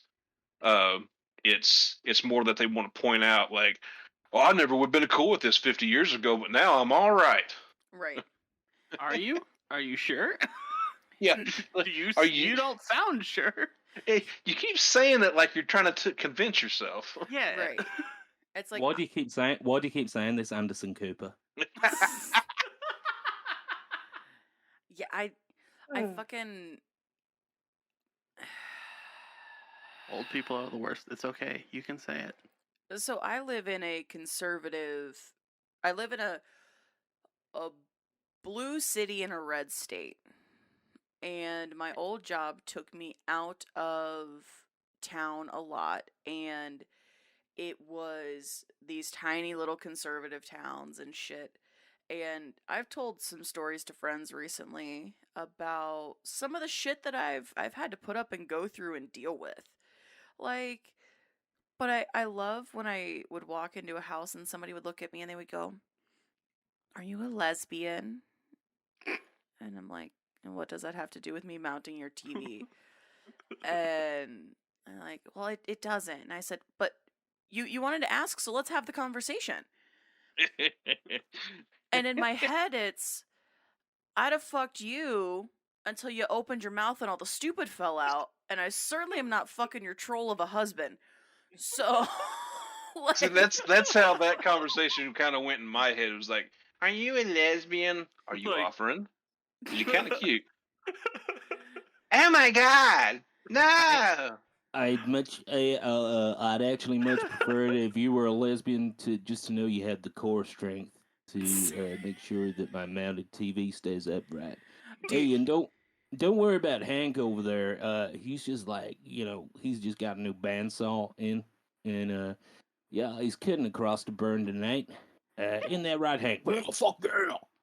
I mean, you would be surprised the number of houses that I've walked into where I'm like, if they don't already think I'm a lesbian and if they don't already have plans to kill me, if I don't do this TV perfectly, I might die. So Hank's gonna get the spirit level on this TV because it looks a little squint to me. Housewives of L.A. I can't see it right. fuck. Yeah, Deborah's breasts, they don't look on point. They look a bit uneven, and she won't go out the house like that. Well, you shouldn't have bought it in Super HD. Right? Wasn't that the big thing? Like when HD came out, it's like, oh look, we're gonna get the HD TV, and then all of a sudden everyone's like, oh my god, everyone's hideous. What's going on? So modern makeup that women use is makeup that was originally, it's the same way that they were making makeup for HD movies when HD movies first started, and all of the TV stations and all the big production companies had to buy quote unquote HD makeup because the makeup that they were using wouldn't cover the blemishes and like all the like shit on people's faces. And I certainly, when I put on makeup, it's like I'm painting a house. I'm like, you will not see the original wood underneath the finish. Nope.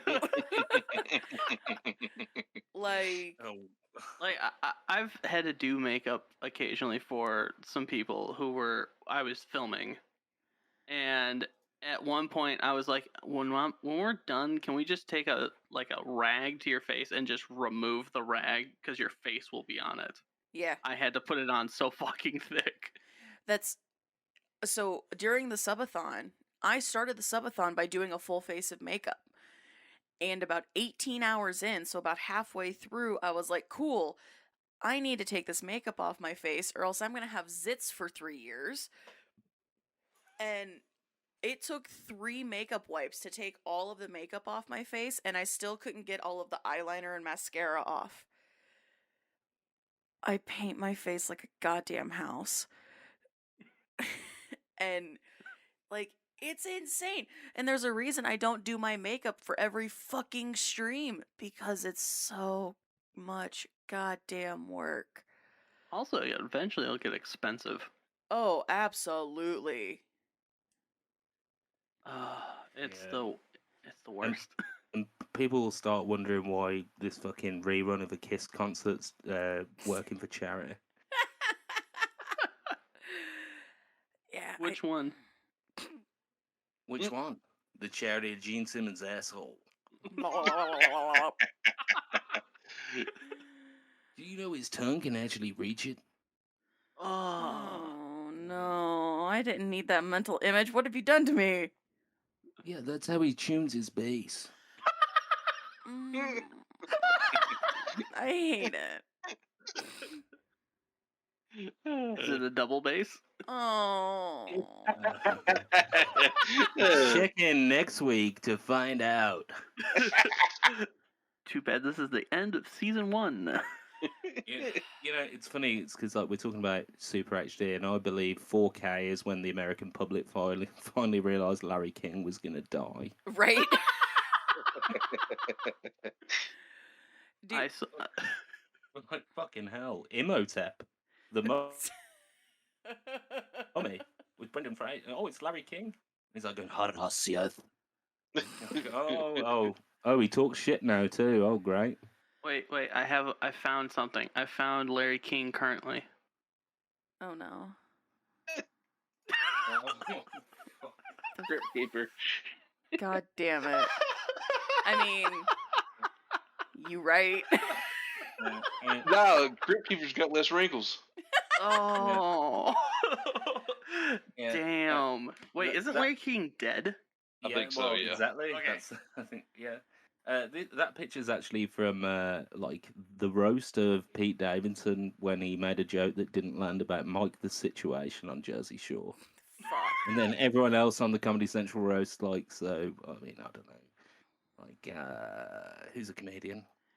Ugh. Chris Rock. Chris Rock came up and went, Larry King, he sure is old. Everyone laughed. The Comedy Central roast of Larry King. Yeah. Those have turned into a fucking joke. Oh, absolutely. The roast? That God, Oh. yeah. the Comedy Central roast of Larry King was actually done by his Undertakers. Fuck. I remember like watching the old original roast, and it was for people that have done significant careers or whatever. But here in the last maybe I don't know 8-10 years, it just seems like they're going to grab somebody who's big in the headlines at the moment for something. Mm-hmm. You know what? It's almost like a movie promo. at Yeah, that point. it was. Justin Bieber, he got a roast. Fucking David Hasselhoff. Just a lot of these later ones is just like, hey, who's somebody that we can poke fun of that might be able to take a joke, but they're definitely going to sit still for the money, and they just start filling the slots. Right. I don't know how many times I can see David Spade go up to a podium and go, Pete Davidson, who's that? Right. Yeah, and then I see Roseanne Barr like laughing and clapping in the audience, and I just think, fuck me, television's shit. Yeah. And that's why I don't watch it. No, go ahead. I absolutely hate just but it's the thing that sells the most. It's the attention grabbing media. Like the fucking Paul brothers and their boxing careers. I would pay money to see a guaranteed knockout of the Paul brothers, and I would even pay money if I got to do it. I know some people. We can make this happen. My new apartment has a gym. I'll start training. Hey, podcasters, look forward to the video of Gingy's montage of workout. Oh, nobody Set wants to to see that. Set to the most Gingy's. cliche music we can come up with. No, Okay, nobody okay. wants to see me working out. Can I be like Mick out of the Rocky films? Hell yeah. Just in the That in was the the corner, point. just in the corner, like, yeah, you can crap, Ginger. But it's actually my phone sitting up, and you're just yelling into the camera. Yeah, And I'm not even listening to you, and I'm just fucking just working out. Yeah, I've just got a Snapchat cat filter on. Crabbing, Ginger, come on. Gingy, I've got ideas after the podcast. Let's talk. Okay. I love it. I love it. Because I also have a gym at my apartment. Oh. It's terrible. Yeah. All right, you heard it here first, folks. 6 months, Ginger Snap 67 versus ADD Toaster in the octagon. I'm He gonna already die. I was gonna say he already knows he's gonna fucking lose. Viewers. Those of you who have listened to the My Concrete Butt episode, you know why Toast is gonna die. She just sticks her ass out and goes, Falcon punch. I'm in danger. Just one leg lock and he's just losing limbs. Oh god, no. I didn't know there was that much blood in a human.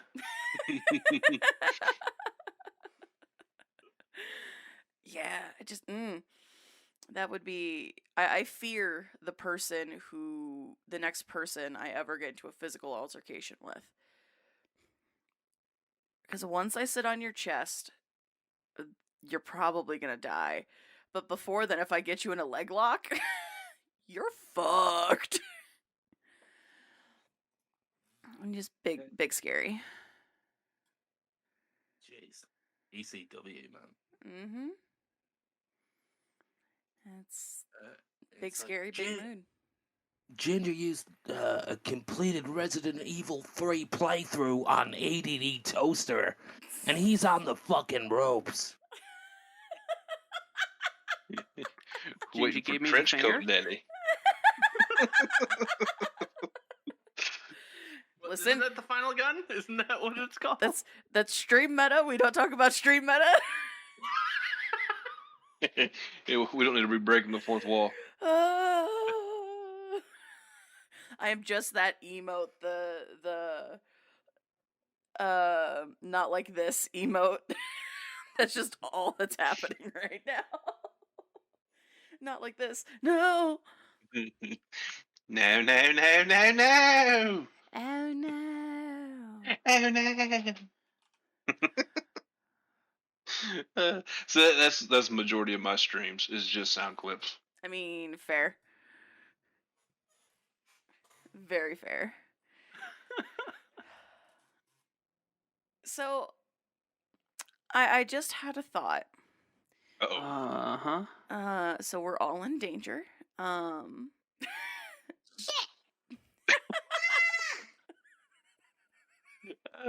hate you.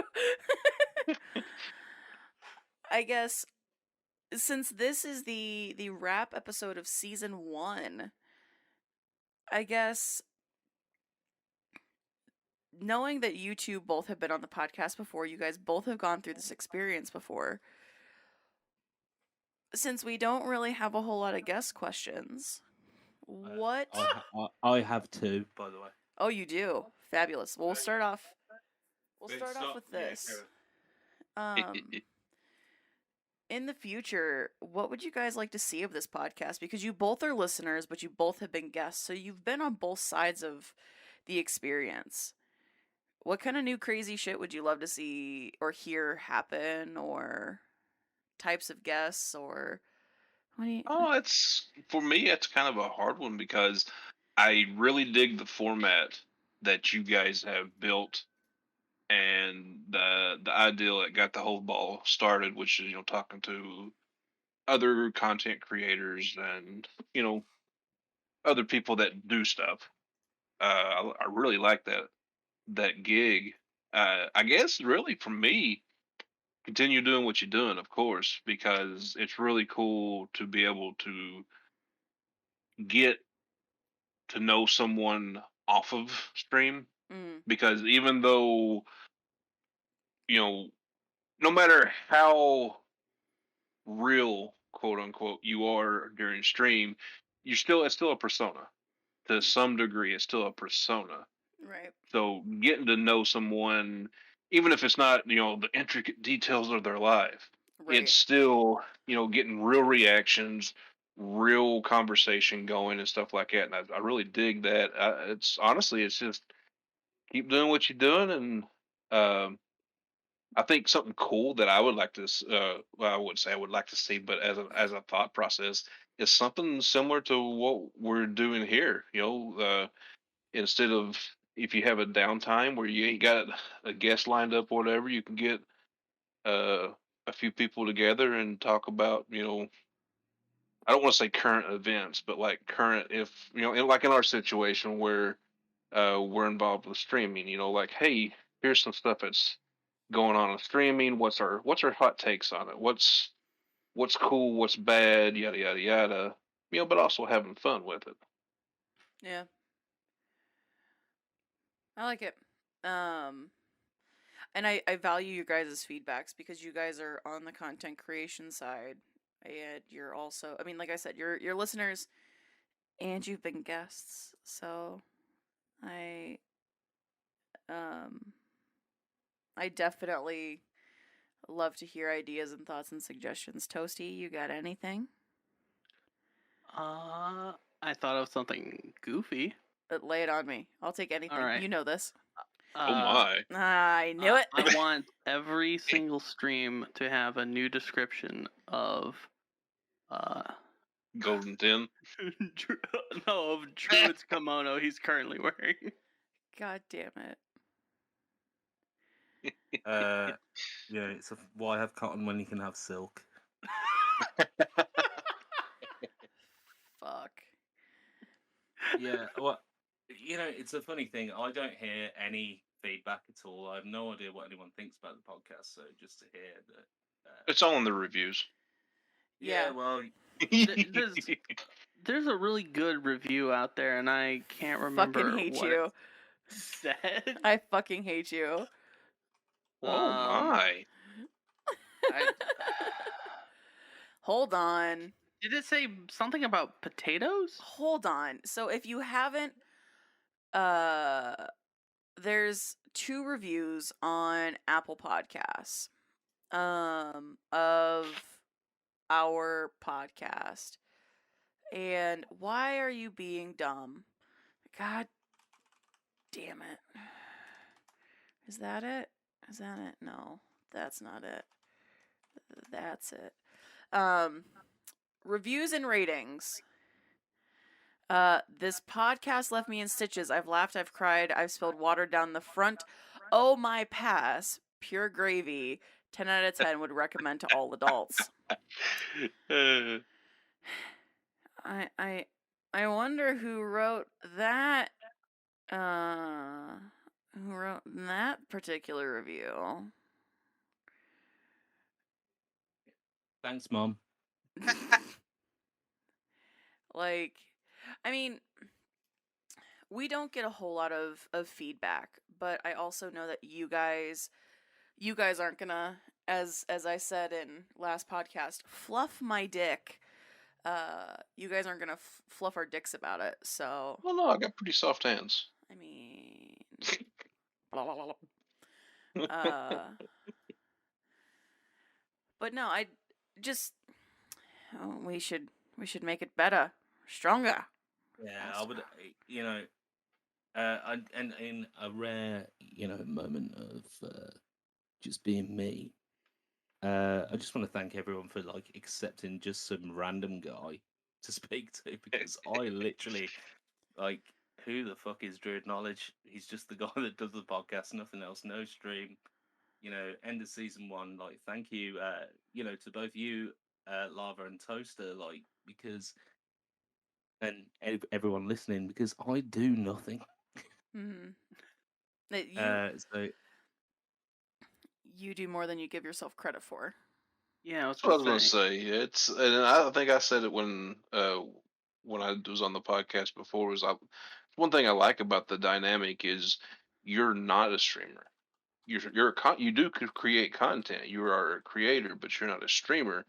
So when it comes to interviewing streamers, you have a outside looking in perspective. So your questions are stuff that maybe other streamers wouldn't think to ask because we're kind of into it already. Yeah, And that's. I mean, I really dig the dynamic between the twos of yous. I actually dispute that because I don't ask that many questions. And like this episode, for example, so far, I just like come in like a fucking a boomerang and just go like, "Hey, ass joke." I mean, Where's the ass joke? Maybe you'll find it up your ass. There's an ass up my ass. Holy ass. Yeah, it's a trifecta of anuside. Gotcha. That's the plural of anus. You fucking Anusception? Anusception. Yeah. Like I had a dream I was in an anus, but that dream took place inside another anus. All right, Rick and Morty creators, if you are listening to this, we have the rights on Ginger Snaps podcast to anusception.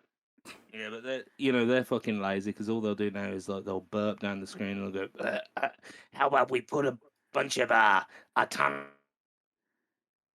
Mortys in there, Morty?"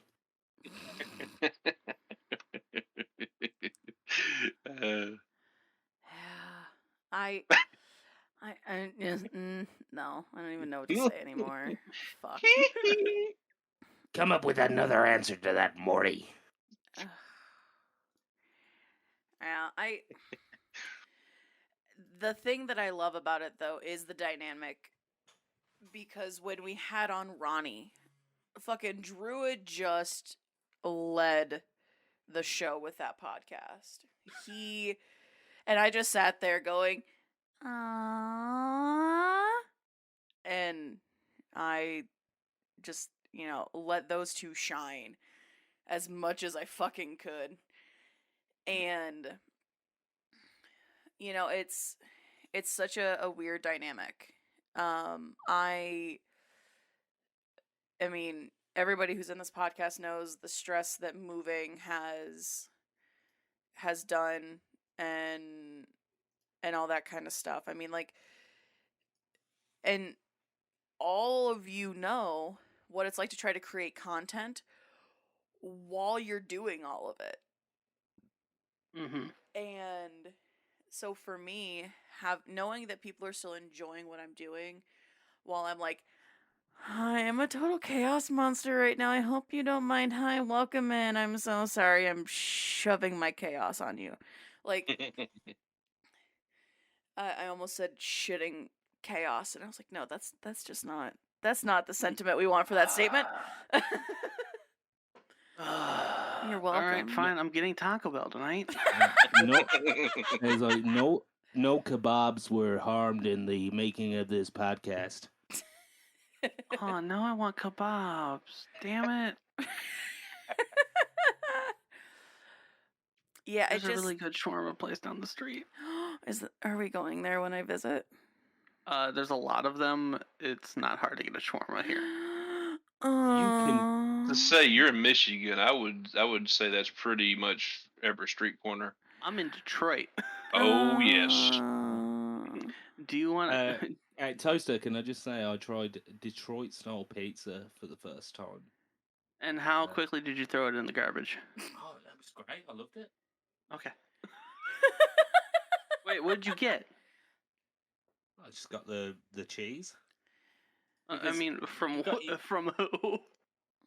You've got to rate something. If you're getting pizza, you've got to rate it by the quality of its cheese slice.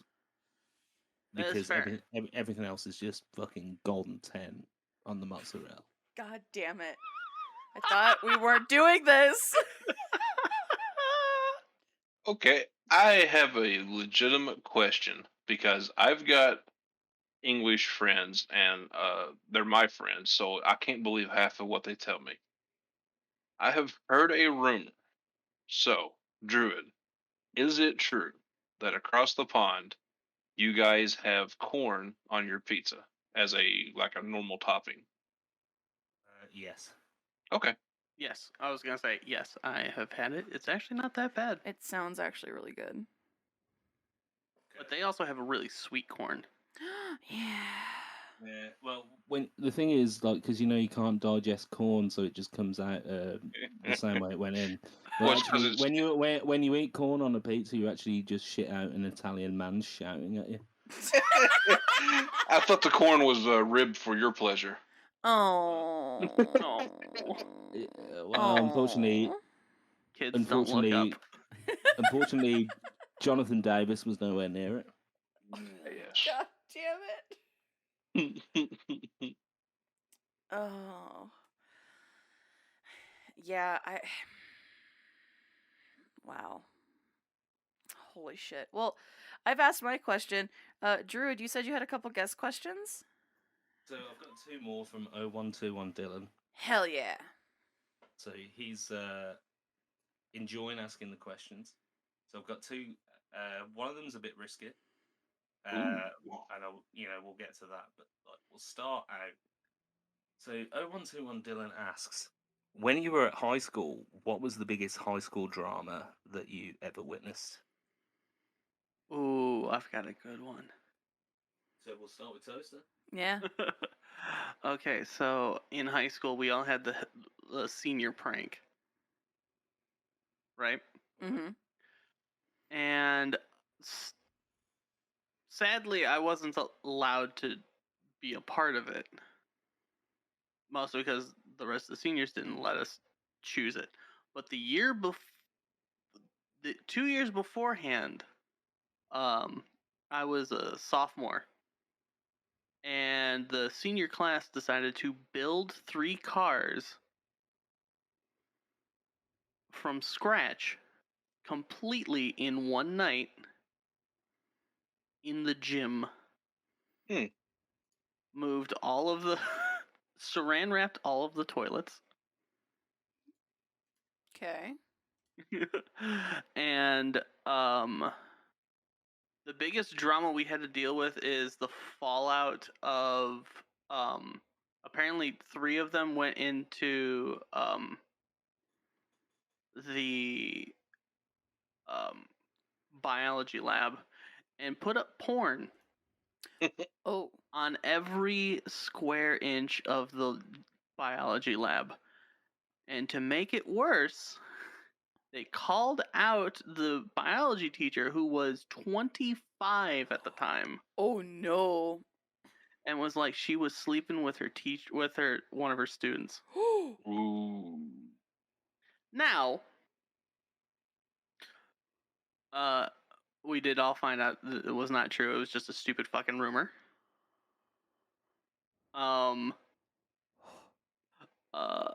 But it was after that it basically spoiled the next 3 going forward. Yeah. In fact, my sister, who is 1 year below me, couldn't even do her senior prank because of it. Oof. Huh. That's a hefty prank. Oh, they did a lot. They moved goalposts into the hallways. They they may have filled the front office with packing peanuts completely. Okay. Oh, it was a shit show. And afterwards, the big drama was none of them were gonna graduate. Yeah. Oh. The school was like, "Oh, unless you get your bitch asses back in here right fucking now, none of you are graduating. Not one of you is getting a diploma." Fucking rough. Yeah, I definitely know something like that in my high school history.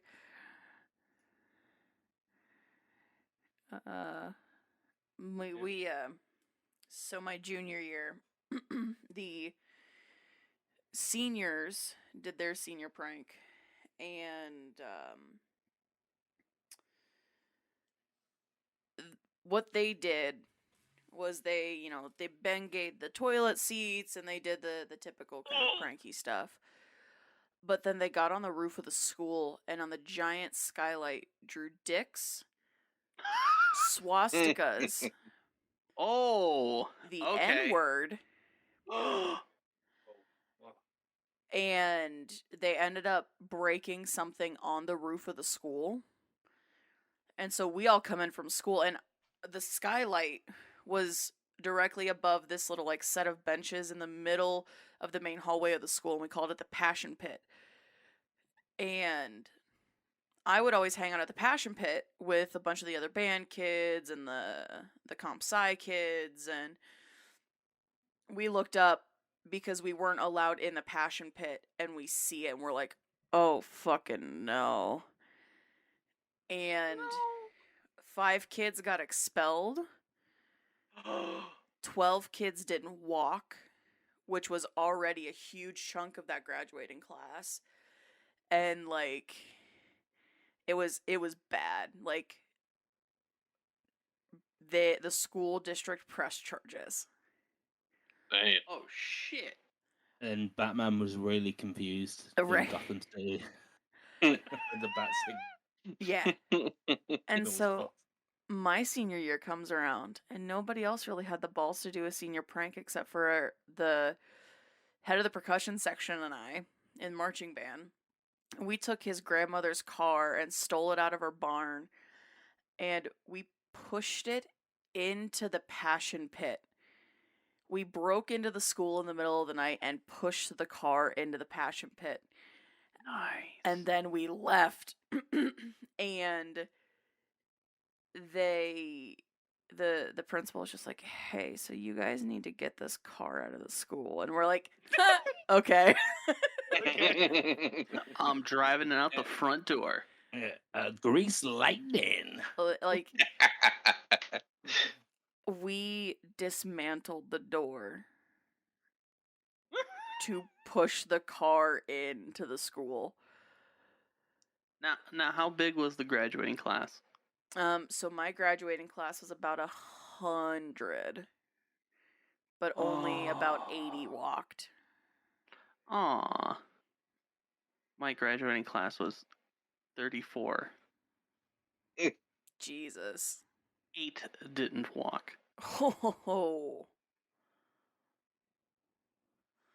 I didn't get my degree, or I didn't get my thing on graduation, but it was just because I had to go finish a test.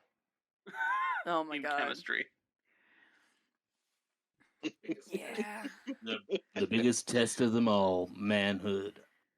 It was literally my chemistry class, and my professor didn't bother telling me until the last minute. Like, oh yeah, you need to actually take the final. I'm like, why are you just telling me this now? Yeah. Oh well. I got it anyway. I've got a personal story, but I'm gonna quickly take a piss first. Are we? Is it time to go piss quick? Yeah, and then I'll give my answer to this question. All right, bio break. Bio breaks. Bio break.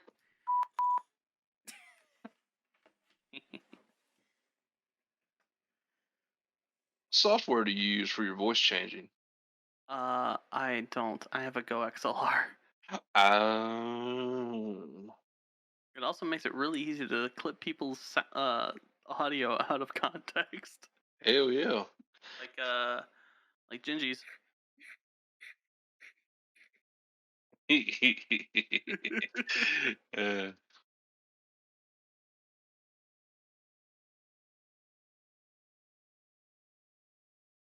I have to add that to my Amazon. It is honestly, if you eventually want to move into a dual PC setup, it makes it a lot easier. Okay. Because you can run an outline out of it. Oh, okay. Cool. Yeah, so I don't know what you use for some of your stream stuff, but I use Mix It Up for channel points and other things on my stream. And they actually have where I can integrate a audio changing software into Mix It Up and actually have it work like channel points. So I could make a channel point, redemption 100, whatever you wanted to charge, and then change it to whatever description I wanted to make it. Yeah, using voice mod. Yeah, so I was just kind of dabbling in that a little earlier, seeing what all's out there and whatnot. I found a few good ones, but most of them are it's free. But if you use the free, you only get like 3 voices, and if you want more, you're gonna have to pay for the pro version. I'm like, Voice mod's one of those things that it's gonna take a while to set up and then deploy. Because you got to make sure like the levels are good. Everything doesn't sound like you're talking into the mic, like surrounding the mic, yeah. or in some cases I've seen eating the mic. I've had some issues with voice mod before. Cool deal. Well, if I decide to move that way, I'll be picking your brain some more. Go XLR is great. I absolutely love it. It's got a lot of nice options. I have at going from left to right for sliders. I have mic, voice chat, so Discord, game, so any game audio, and then the music. And I can slide them up and down all I want. Like, oh, someone in chat's like, I can't hear the game, and I just go, okay, move the slider up.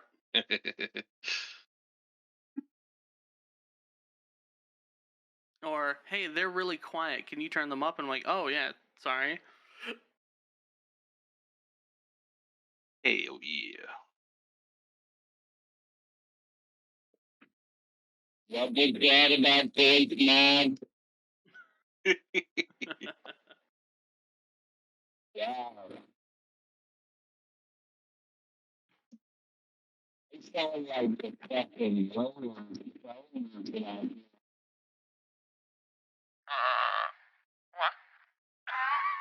What? I sounded like the Rolling Stones right there. No, wait, that's full demon. Let's Like, hello, hey. Hello, recording. Druid, this is just for you. Hello. It's a fun little USB soundboard, sound card basically. And that's when Professor Newtonian put in sugar, spice, and everything nice to create the perfect little girl. Except he had triplets. And he called them the Powerpuff Girl.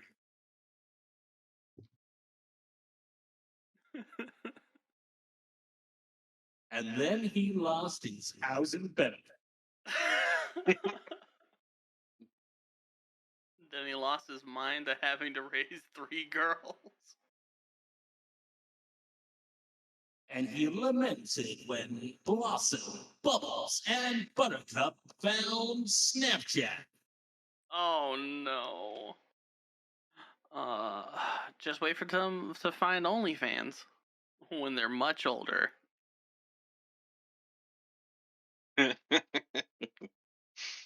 I have nothing to say about that. What did I just walk back into? We're talking about the Powerpuff Girls later in life learning what OnlyFans is. Oh. Oh. Yeah. And watching the professor lose his fucking mind. Superpower mukbang. Oh my god.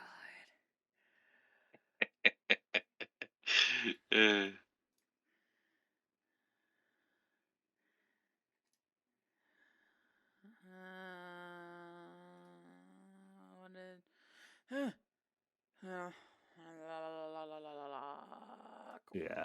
Okay, so yeah, back to normal. Yes. Right, yeah. So my answer to the question of what was the biggest high school drama, I'm gonna tell a personal story rather than something that like rocked the boat in the school. Okay. So yeah, so some people will know that I teach English at a college level, but I wasn't always the most diligent student. So basically, in the English kind of qualification in the UK, you've got to do what's called speaking and listening, where you basically perform and show your speaking skills to people. And me and my friends, we had to create a soap opera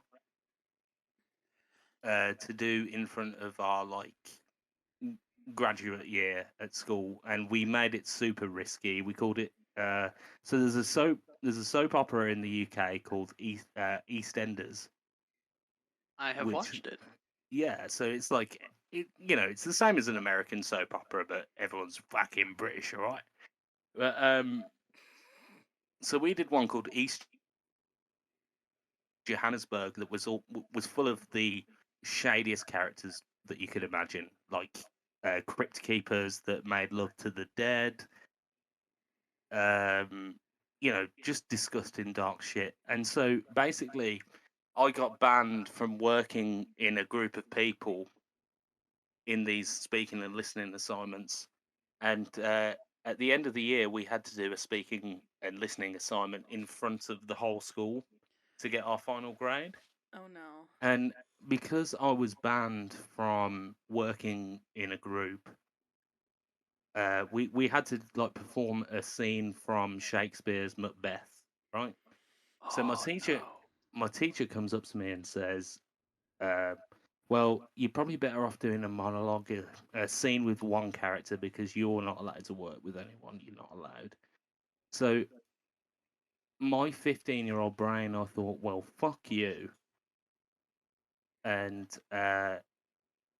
scrapped everything that I'd done on the monologue, and looked in my lunchbox and saw how many items of lunch I had, and chose the scene with the most characters. So I went in front of my entire school year and did a scene from Macbeth as a puppet show with items of my lunch with faces drawn on it. Oh my god. And there was a big thing. I'm like literally an English professor at college now, and there was a big thing in the school, like, should we pass him? Should we fail him? What should we do? And had one teacher not said he can pass the class, I wouldn't have the job I'm doing now. Holy shit. Yeah, just all because I did a puppet show with items of my from my lunchbox. Because they set you up for failure and you improvised and did above and beyond, they were going to be pricks about it. Yeah, well, it was that was the point that they said it was inappropriate. To have an orange with eyes on it. What? What? Yeah, so I got a Sharpie and drew faces on my lunch. So there was a sandwich with fucking googly eyes attached to it that I moved the bread apart to make the mouth. Oh my god. That's awesome. Holy shit. Yeah, and anyone that said I couldn't touch Shakespeare, fuck you.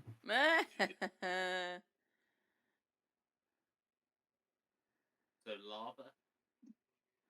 I really don't have anything for this one because, aside from some teenage pregnancies, there really wasn't anything drama wise as far as my school went. Wait, teenage pregnancy? Scandal. Right, yeah, spoiler alert.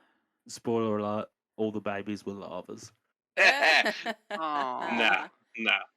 But he so called this them, was he called them the magma force. the magma force. Oh my god. No, I mean I graduated in 01. So, and small town, small rural Kentucky. So like that really was the biggest hot topic drama type stuff was, 3 or 4 girls were pregnant or got pregnant while I was still in school. There wasn't really a whole lot. And then, of course, the outstanding question: what's in those 11 herbs and spices? Oh. Uh, Shrooms. I mean, not They wrong. make you see Daddy in an instant. Oh no! Shit. God damn it. Okay, so we've got one more question from 0121 Dylan, Beautiful. and I said it was a bit risky. So don't feel that anyone needs to answer that because it is a little after 9 p.m. 0121 Dylan asks, "How did you lose your virginity?" Oh. well, mine was to a So friend. who wants to? What? Mine was to a friend. We were good friends, and in the high school, we always hung out, and one thing happened, and that's what happened. And just to be clear, my friend was a girl. I mean, I assumed, but it's also wrong of me to assume, so it feels You know. weird, but I mean, But nah, mine's pretty boring. Well, that's a good story about a good piece of prison pussy. God damn it. Anyone else care to answer? I mean, so I was in high school, and it was a boyfriend who, if I ever see him again, I'm gonna punch him in his fucking throat. But he was over at my house, and it was way too late at night, and he had just smoked a big old blunt, and one thing led to another, and it was a school night too, and my dad's girlfriend at the time came and opened my door to make sure that I was actually in bed, and I heard her opening the door to her and my dad's room, and he rolled underneath my underneath my bed, and then we kept at it. It's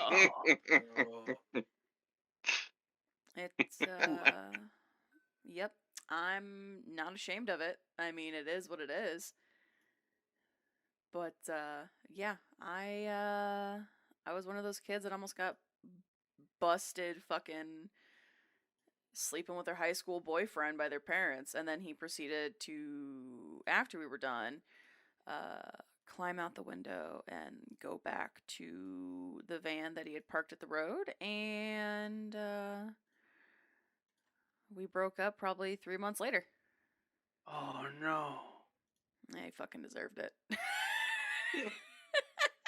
Good rotten hell piece of shit guy. Yeah, no, he was a giant fuckbag. Get back in your fucking van. It wasn't even his van, it was his mom's van. I picked winners. I picked winners. Good luck taking your fucking little stepsister to fucking soccer practice, you asshole. Yeah. Yeah. I mean, it is what it is. Toast?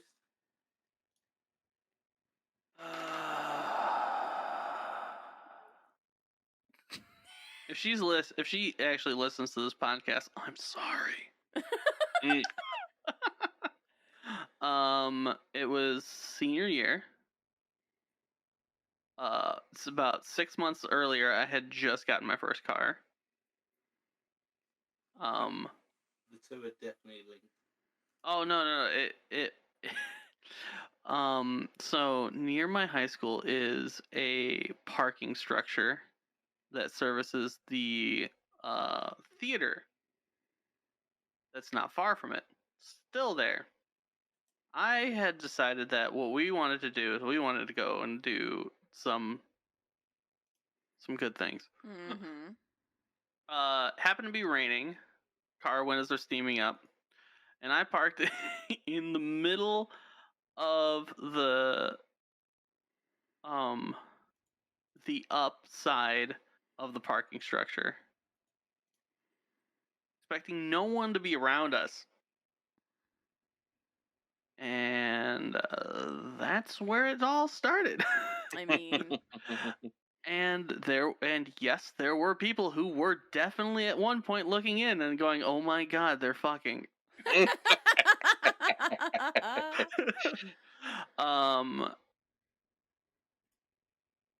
And I think it was senior year finals. She had like a half day. I went and picked her up from her all girls school. Yes, I was dating a Catholic school girl. oh shit. Yeah. Uh-huh. Well, that's explained. Shut up. Did you have to say grace? No. Yeah.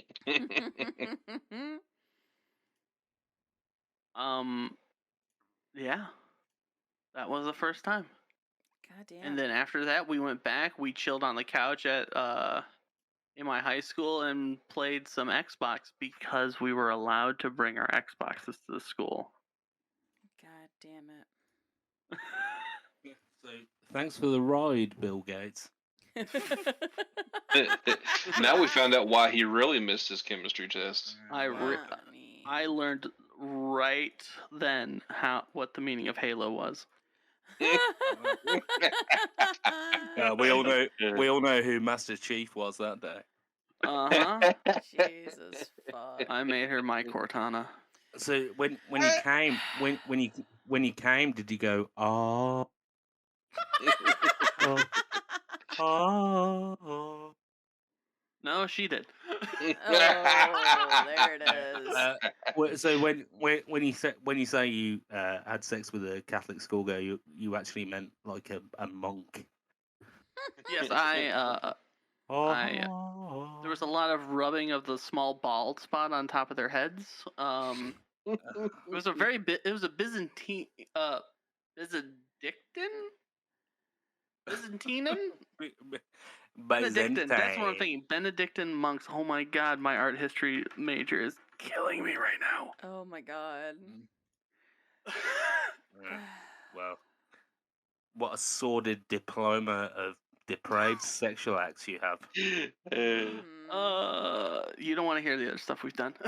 I mean, we won't talk about it. We'll talk off stream. Yep. Bonus episode. Bonus episode. Boner we talked about how episode. Toast went to hell, and that's why he's toast. It's sodomy and a burnt crust.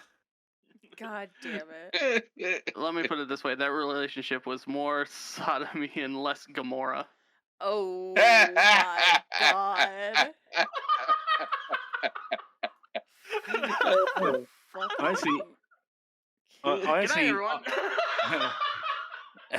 I actually find it quite nice that she wasn't painted green.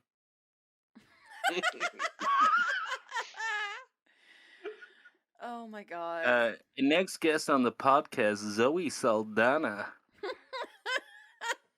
Fuck. Gamora actress in the MCU and ex-girlfriend of ADD Toaster.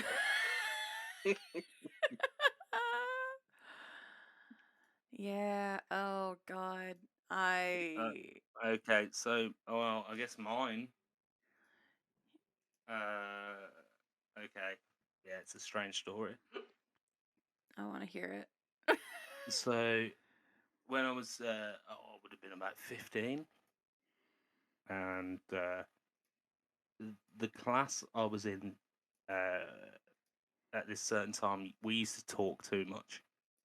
So the teacher put us in like boy girl seating. We had to go into a seating plan, and there was this girl who got put next to me just purely because our names were next together on the alphabet.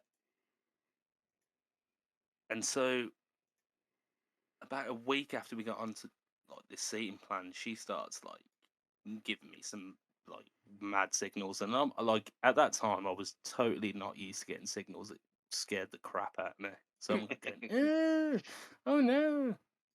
Like I've seen like porno from under my dad's bed once, but like I don't know. But we got on really well, and so I went to visit family, and she had sourced my phone number from someone. She started texting me, and she started texting me all this fucking, flirtatious shit, and I was like, shitting my pants. I was like, oh my god, I didn't know what to do with it. So I was just like, do you want to come see my dad's band play at the weekend? And she was like, yeah.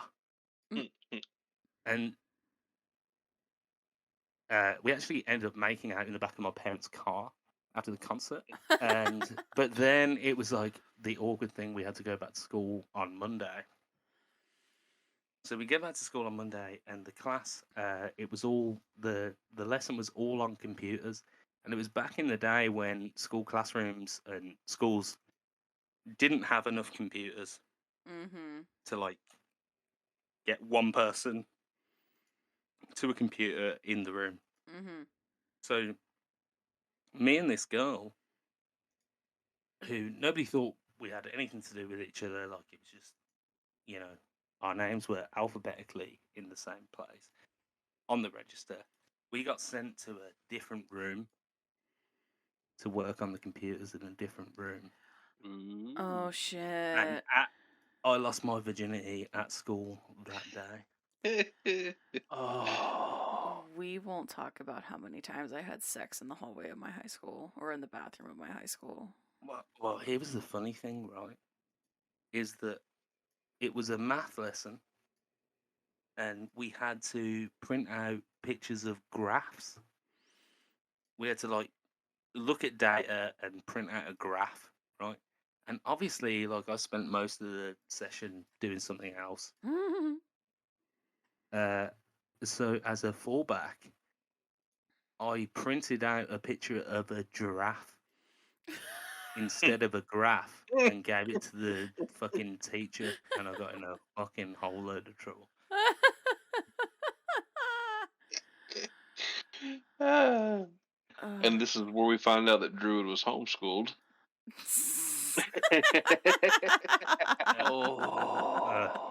That was my sister. Oh god. Thank you, Brandy. Oh no.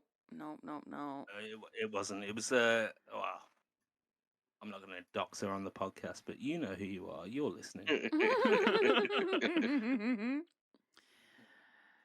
Are they listening from the other room?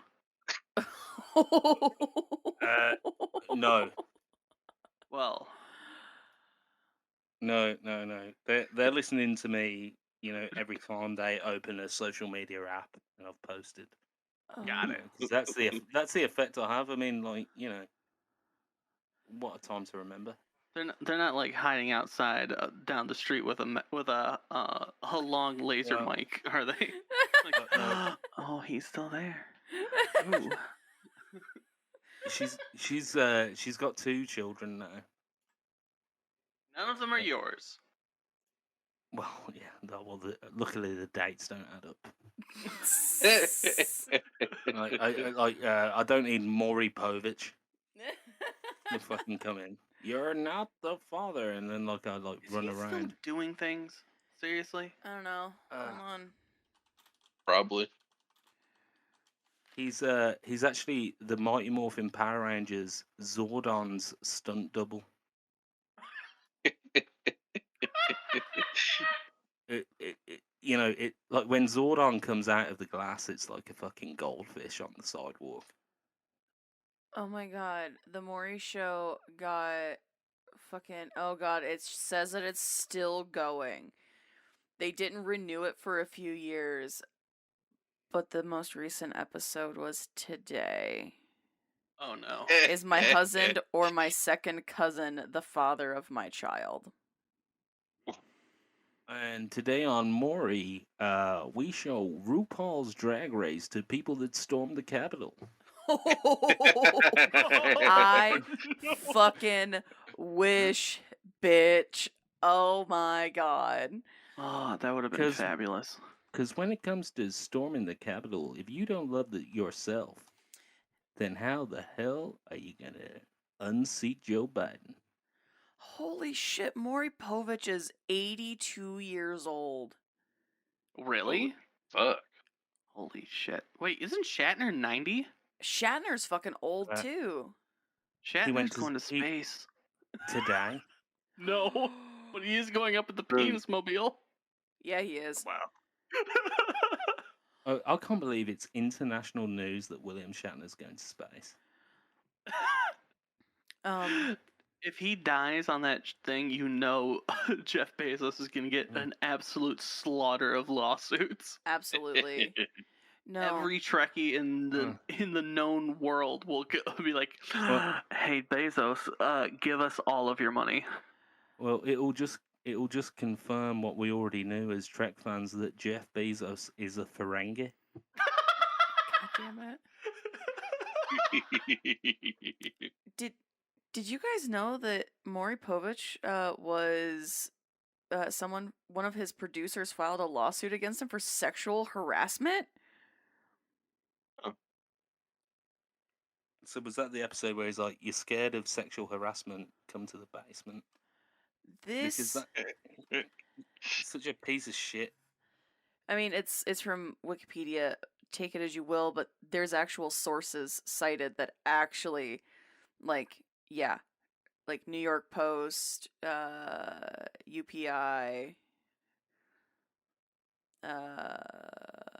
yeah.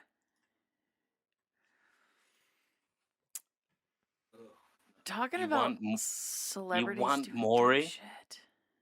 You want Maury? No. No. So yeah, William Shatner in space. Yeah, I really hope that Shatner makes it back alive. However, I'm not a huge fan of Shatner. To boldly go where no sunken prostate has gone before. Oh God! Oh. I quite like Shatner. I have met him Yeah. very weirdly in Key West. What? He was at the hotel we were staying at, and every one of like the wait staff was like, "Hi, I'm a big Trekkie fan." And he's like, "Could you not?" Yeah. And he kept wandering away from everyone because he's like, "Oh my God, it's me! Like, I'm a celebrity, cool, but I'm on vacation with my family."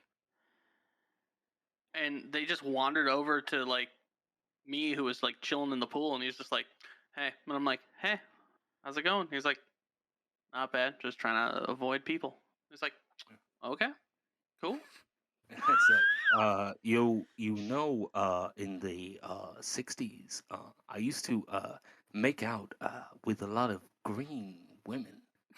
But actually, after trying the hotel salad bar, they've managed to turn my wife into a green woman. And I'm less attracted.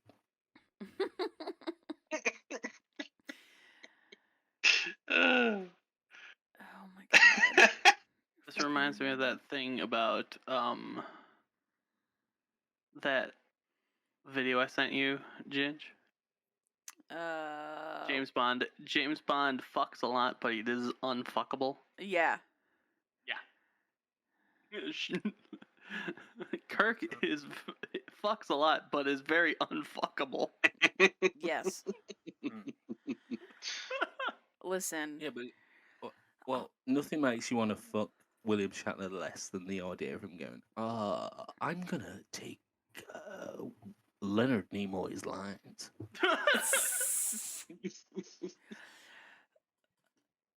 Shatner, like, have you guys listened to Shatner's music? Yes.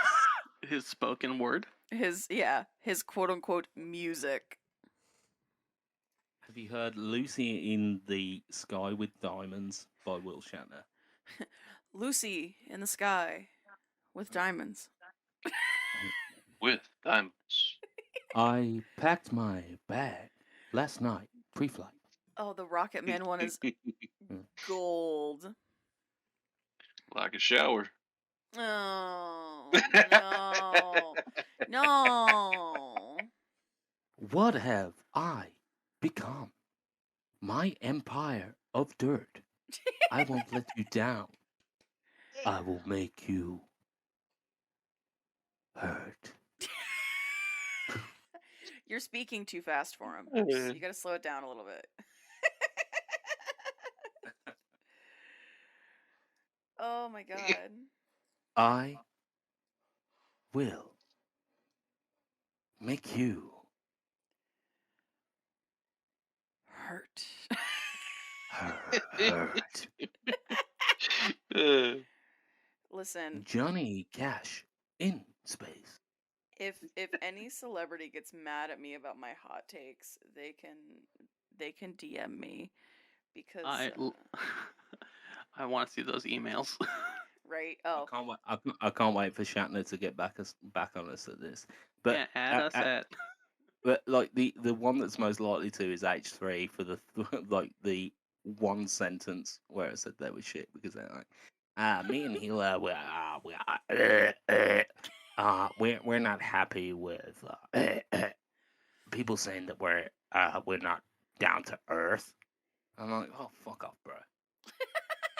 go play on your fucking trampoline. I mean, just oh my god. Thinking about H3 and all of the shit that's gone down with H3. Like, how much drama can you get into? I mean, Ethan and Trisha, Ethan and Gabby, Ethan and what's his fuck from the lawsuit, Ethan and Keemstar. It's like, do you not see the common denominator here? Maybe it's something you're doing, bro. Yeah, but like Keemstar looks like fucking Arnold Schwarzenegger's like son that was like raised on Reese's Pieces and fucking Back to the Future. Fuck that dude. This is Killer Keemstar, and welcome back into the news. It's like, why? Why do you speak like that? Nobody talks like that. I'll come onto YouTube to get like away from people that host like that. Who was it? Oh, I was listening to another podcast that I won't name here. But one of the guys on the podcast, every time he would start hosting, he was always just like, hello and welcome back to name a podcast where I am joined with my two friends, and like just the weirdest cadence. And it's like, what? It's like as soon as someone says I'm recording, he loses all control over what he's trying to say. But when he's not recording, he's just like, hey, what's up? My name is Wade, and yeah, I stream and I do YouTube videos. It's like, what the fuck? What happens to you? My name is Wade. Ironically, I don't know how to swim. Like, you guys have no idea how many times it took me to get comfortable with the intro to the podcast that I decided on the very first episode was going to be the podcast, and it's just stuck. And I'm like, oh, thank God, I have something that's a pattern, that's a rhythm that I can do. But the first couple takes, it was like, hello and welcome to... And I was like, what the fuck is happening to me? Well, truth be told, we used to have to re-record the intro every time. Yeah. because like it would be like, and with me as always is Druid, and then it would either be like a cut in too quick, or it'd be like, what? Hey Jethro, did you hear the intro there? It was either he interrupts me before I can say, "So how are you doing, my dude?" Or it would be like, "So how you doing?" Or I wouldn't ask how he was doing. It'd just be that awkward silence. Just, behind the scenes of podcast recording. If you Yeah, guys Never edit out those. behind Those this, are the best. behind the scenes, this fucking thing is shambles. isn't everything that I do. Everything is chaos. Yep. That's why you two are the guests for the finale episode of season 1. Bottom of the barrel. I mean, Well, we've kind First of person like who answered. we've kind of fucked ourselves because like we've invited the 2 guests that inspired the 2 most chaotic fucking episodes. right. How dare you? My episode was excellent. Sex in space. It was excellent, but it was utter fucking chaos that has permeated into everything else. And I haven't talked about ejaculating that much since I was 12. Space ejaculate, the final frontier. oh my god. To boldly blow where no man's blown before. Oh. Well, on that awkward ass note, Yeah, this has been the season finale of Prison Break. I thought this was the show was called Breaking Prison. no.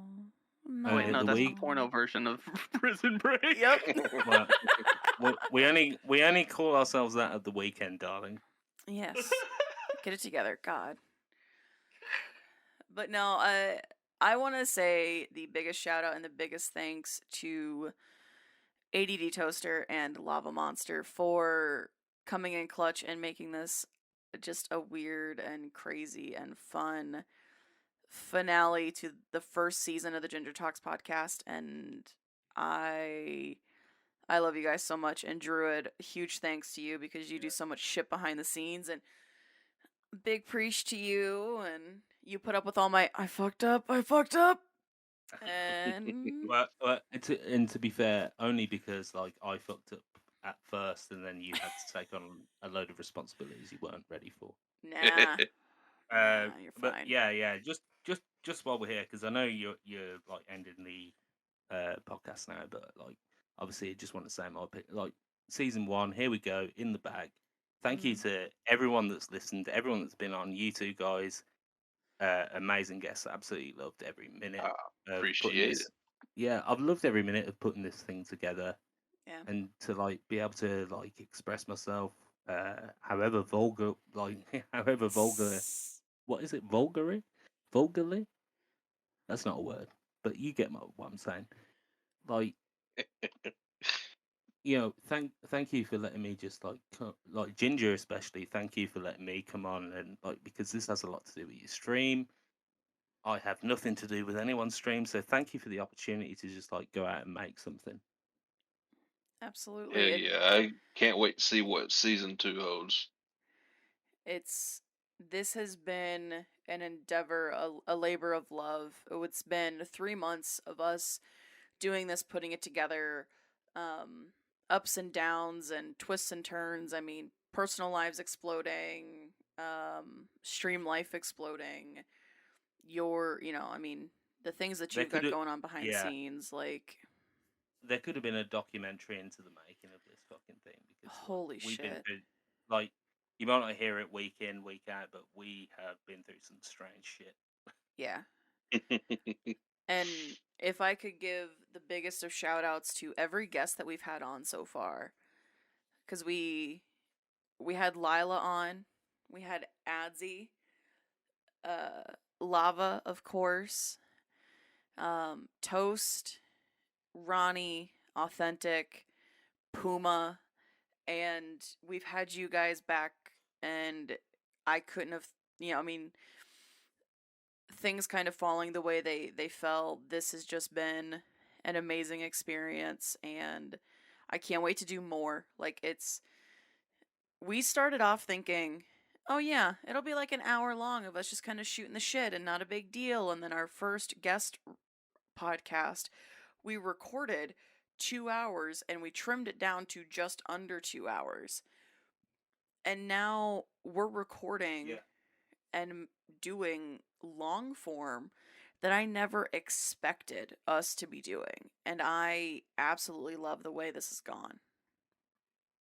Yeah, it's like, to be honest, it's crazy what gets like put out every week. Yeah. So because, like, a testament to everyone that's been on the show. Like, we could just talk to you all for like until the end of time. Mm-hmm.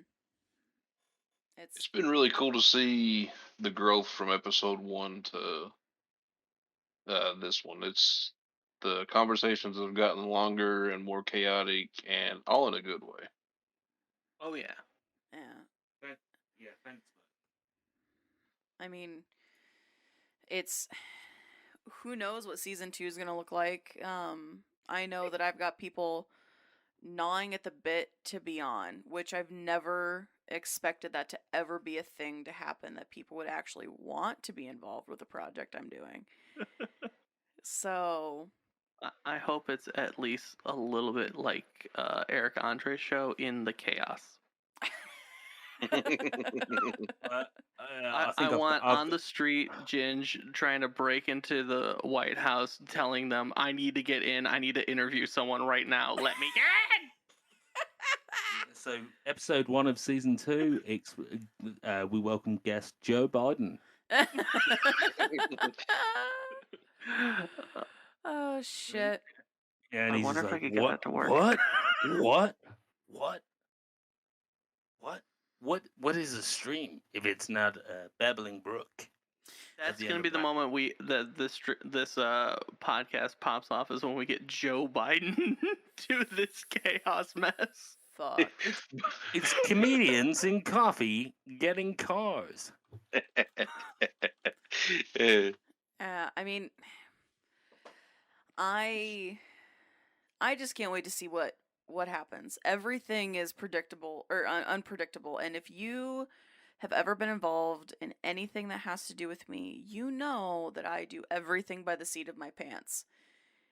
This podcast got put together 2 hours before we started recording.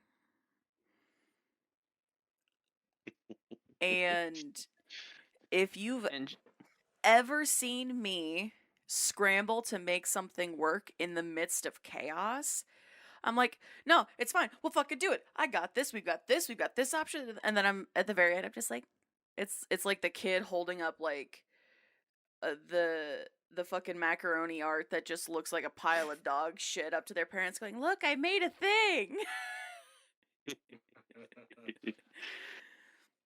Me with all my paintings. I mean, no, your shit is fucking dope, dude. Yeah. I love Peter. He's gorgeous. Did you clip that toast? No, I just did this Yeah. God, I just want to clip of her saying, I love Peter. I fucking hate it. I hate it here. I hate it here. I want to go home. But no, I do really appreciate it, and you guys are such big supports, and I know it means a lot to Druid, and it means a lot to me.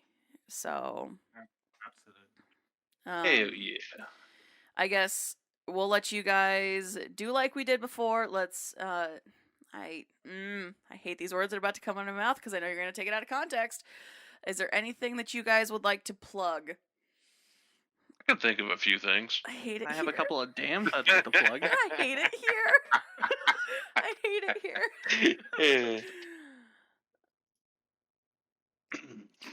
Well, no, I've plugged enough. yeah, my it's about to bathroom needs say. a new plunger. Oh. It's a me. It's a me, Eddie Toaster. Uh, uh, no, yeah. If you're looking for me, you can find me LAVAmonster0331 on just about every platform, or hanging out in Ginger's streams, Clipping things out of making her saying context. Context. my famous quote I get her to say is "God damn it, Lava." Yep. Yep. Toast, what about you? I am at ADD Toaster literally on everything, except for I don't have a web page for at ADD Toaster. And Yes. I'm not gonna fucking make one. I'm done making websites right now. My bank account can't take it. And as an aside, if anyone's looking for me, don't. I was gonna say we don't plug our own information or socials or anything really, Druid. I think this would be a missed opportunity. So anything you want people to go check out, besides this podcast, which you should be following / subscribe to / sending it to all your friends. Please don't tell me you have a ratemydick.com thing up there. I am No. Golden 10. God damn it! Don't kill the guests, god damn it. Ready season for finale. Cliffhanger. ready for liftoff.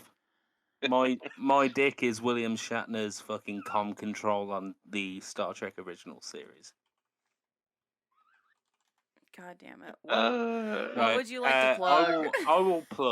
will plug one thing, and that's I recently released a solo project, like of music stuff, and it's available at spectraldeath666.bandcamp.com, and all money goes to charity for suicide prevention. If you choose to buy that release. I love it. Druid, thank you so much. And this podcast would not be what it is without you. So huge thank you. I am GingerSnaps67 pretty much everywhere. On Twitter, there's an underscore because somebody took my fucking username. I'll sell it to you. No. And that's GingerSnap67. And remember, guys, that's only 2 away from 69. Oh. But no, you can find me. I've got Twitter. In theory, there's a Facebook gaming page out there. There is? Yeah. There's nothing on it. Don't go looking for it. It's trash. I'm in it. I hate you. But and you can find me on Twitch and all the usual places. But every single person who has listened to this podcast, whether it's 5 minutes or the 25 hours of content or whatever the fuck it is we have out, I appreciate you, and stick around. There might be some fun stuff happening. Definitely a season 2. This is not stopping here. Hell no, we're gonna ride the bus all the way to hell. Hell yeah. Finger Everybody gun. Pew pew. get in the handbasket. Let's go. ET phone content. But with that, anything else anybody wants to tell our dear listeners? Get out of my face. Don't be afraid. Don't eat yellow snow. Don't eat yellow snow. And don't be afraid to tongue punch your peach rings. I knew it was coming. Yeah. And remember, a real man always lets his woman come in first place. All right. I think it's time to pull the plug on this. Jesus fucking Christ. Thank you to everybody who submitted questions. Thank you to everybody who's been on. Thank you to everybody who's listened. Thank you everybody who has just given this podcast any sort of time of day. Big praise to you. And with that, we will see you guys. We'll talk to you guys next season. Bye-bye. Bye-bye, podcast friends. Bye-bye. We love you.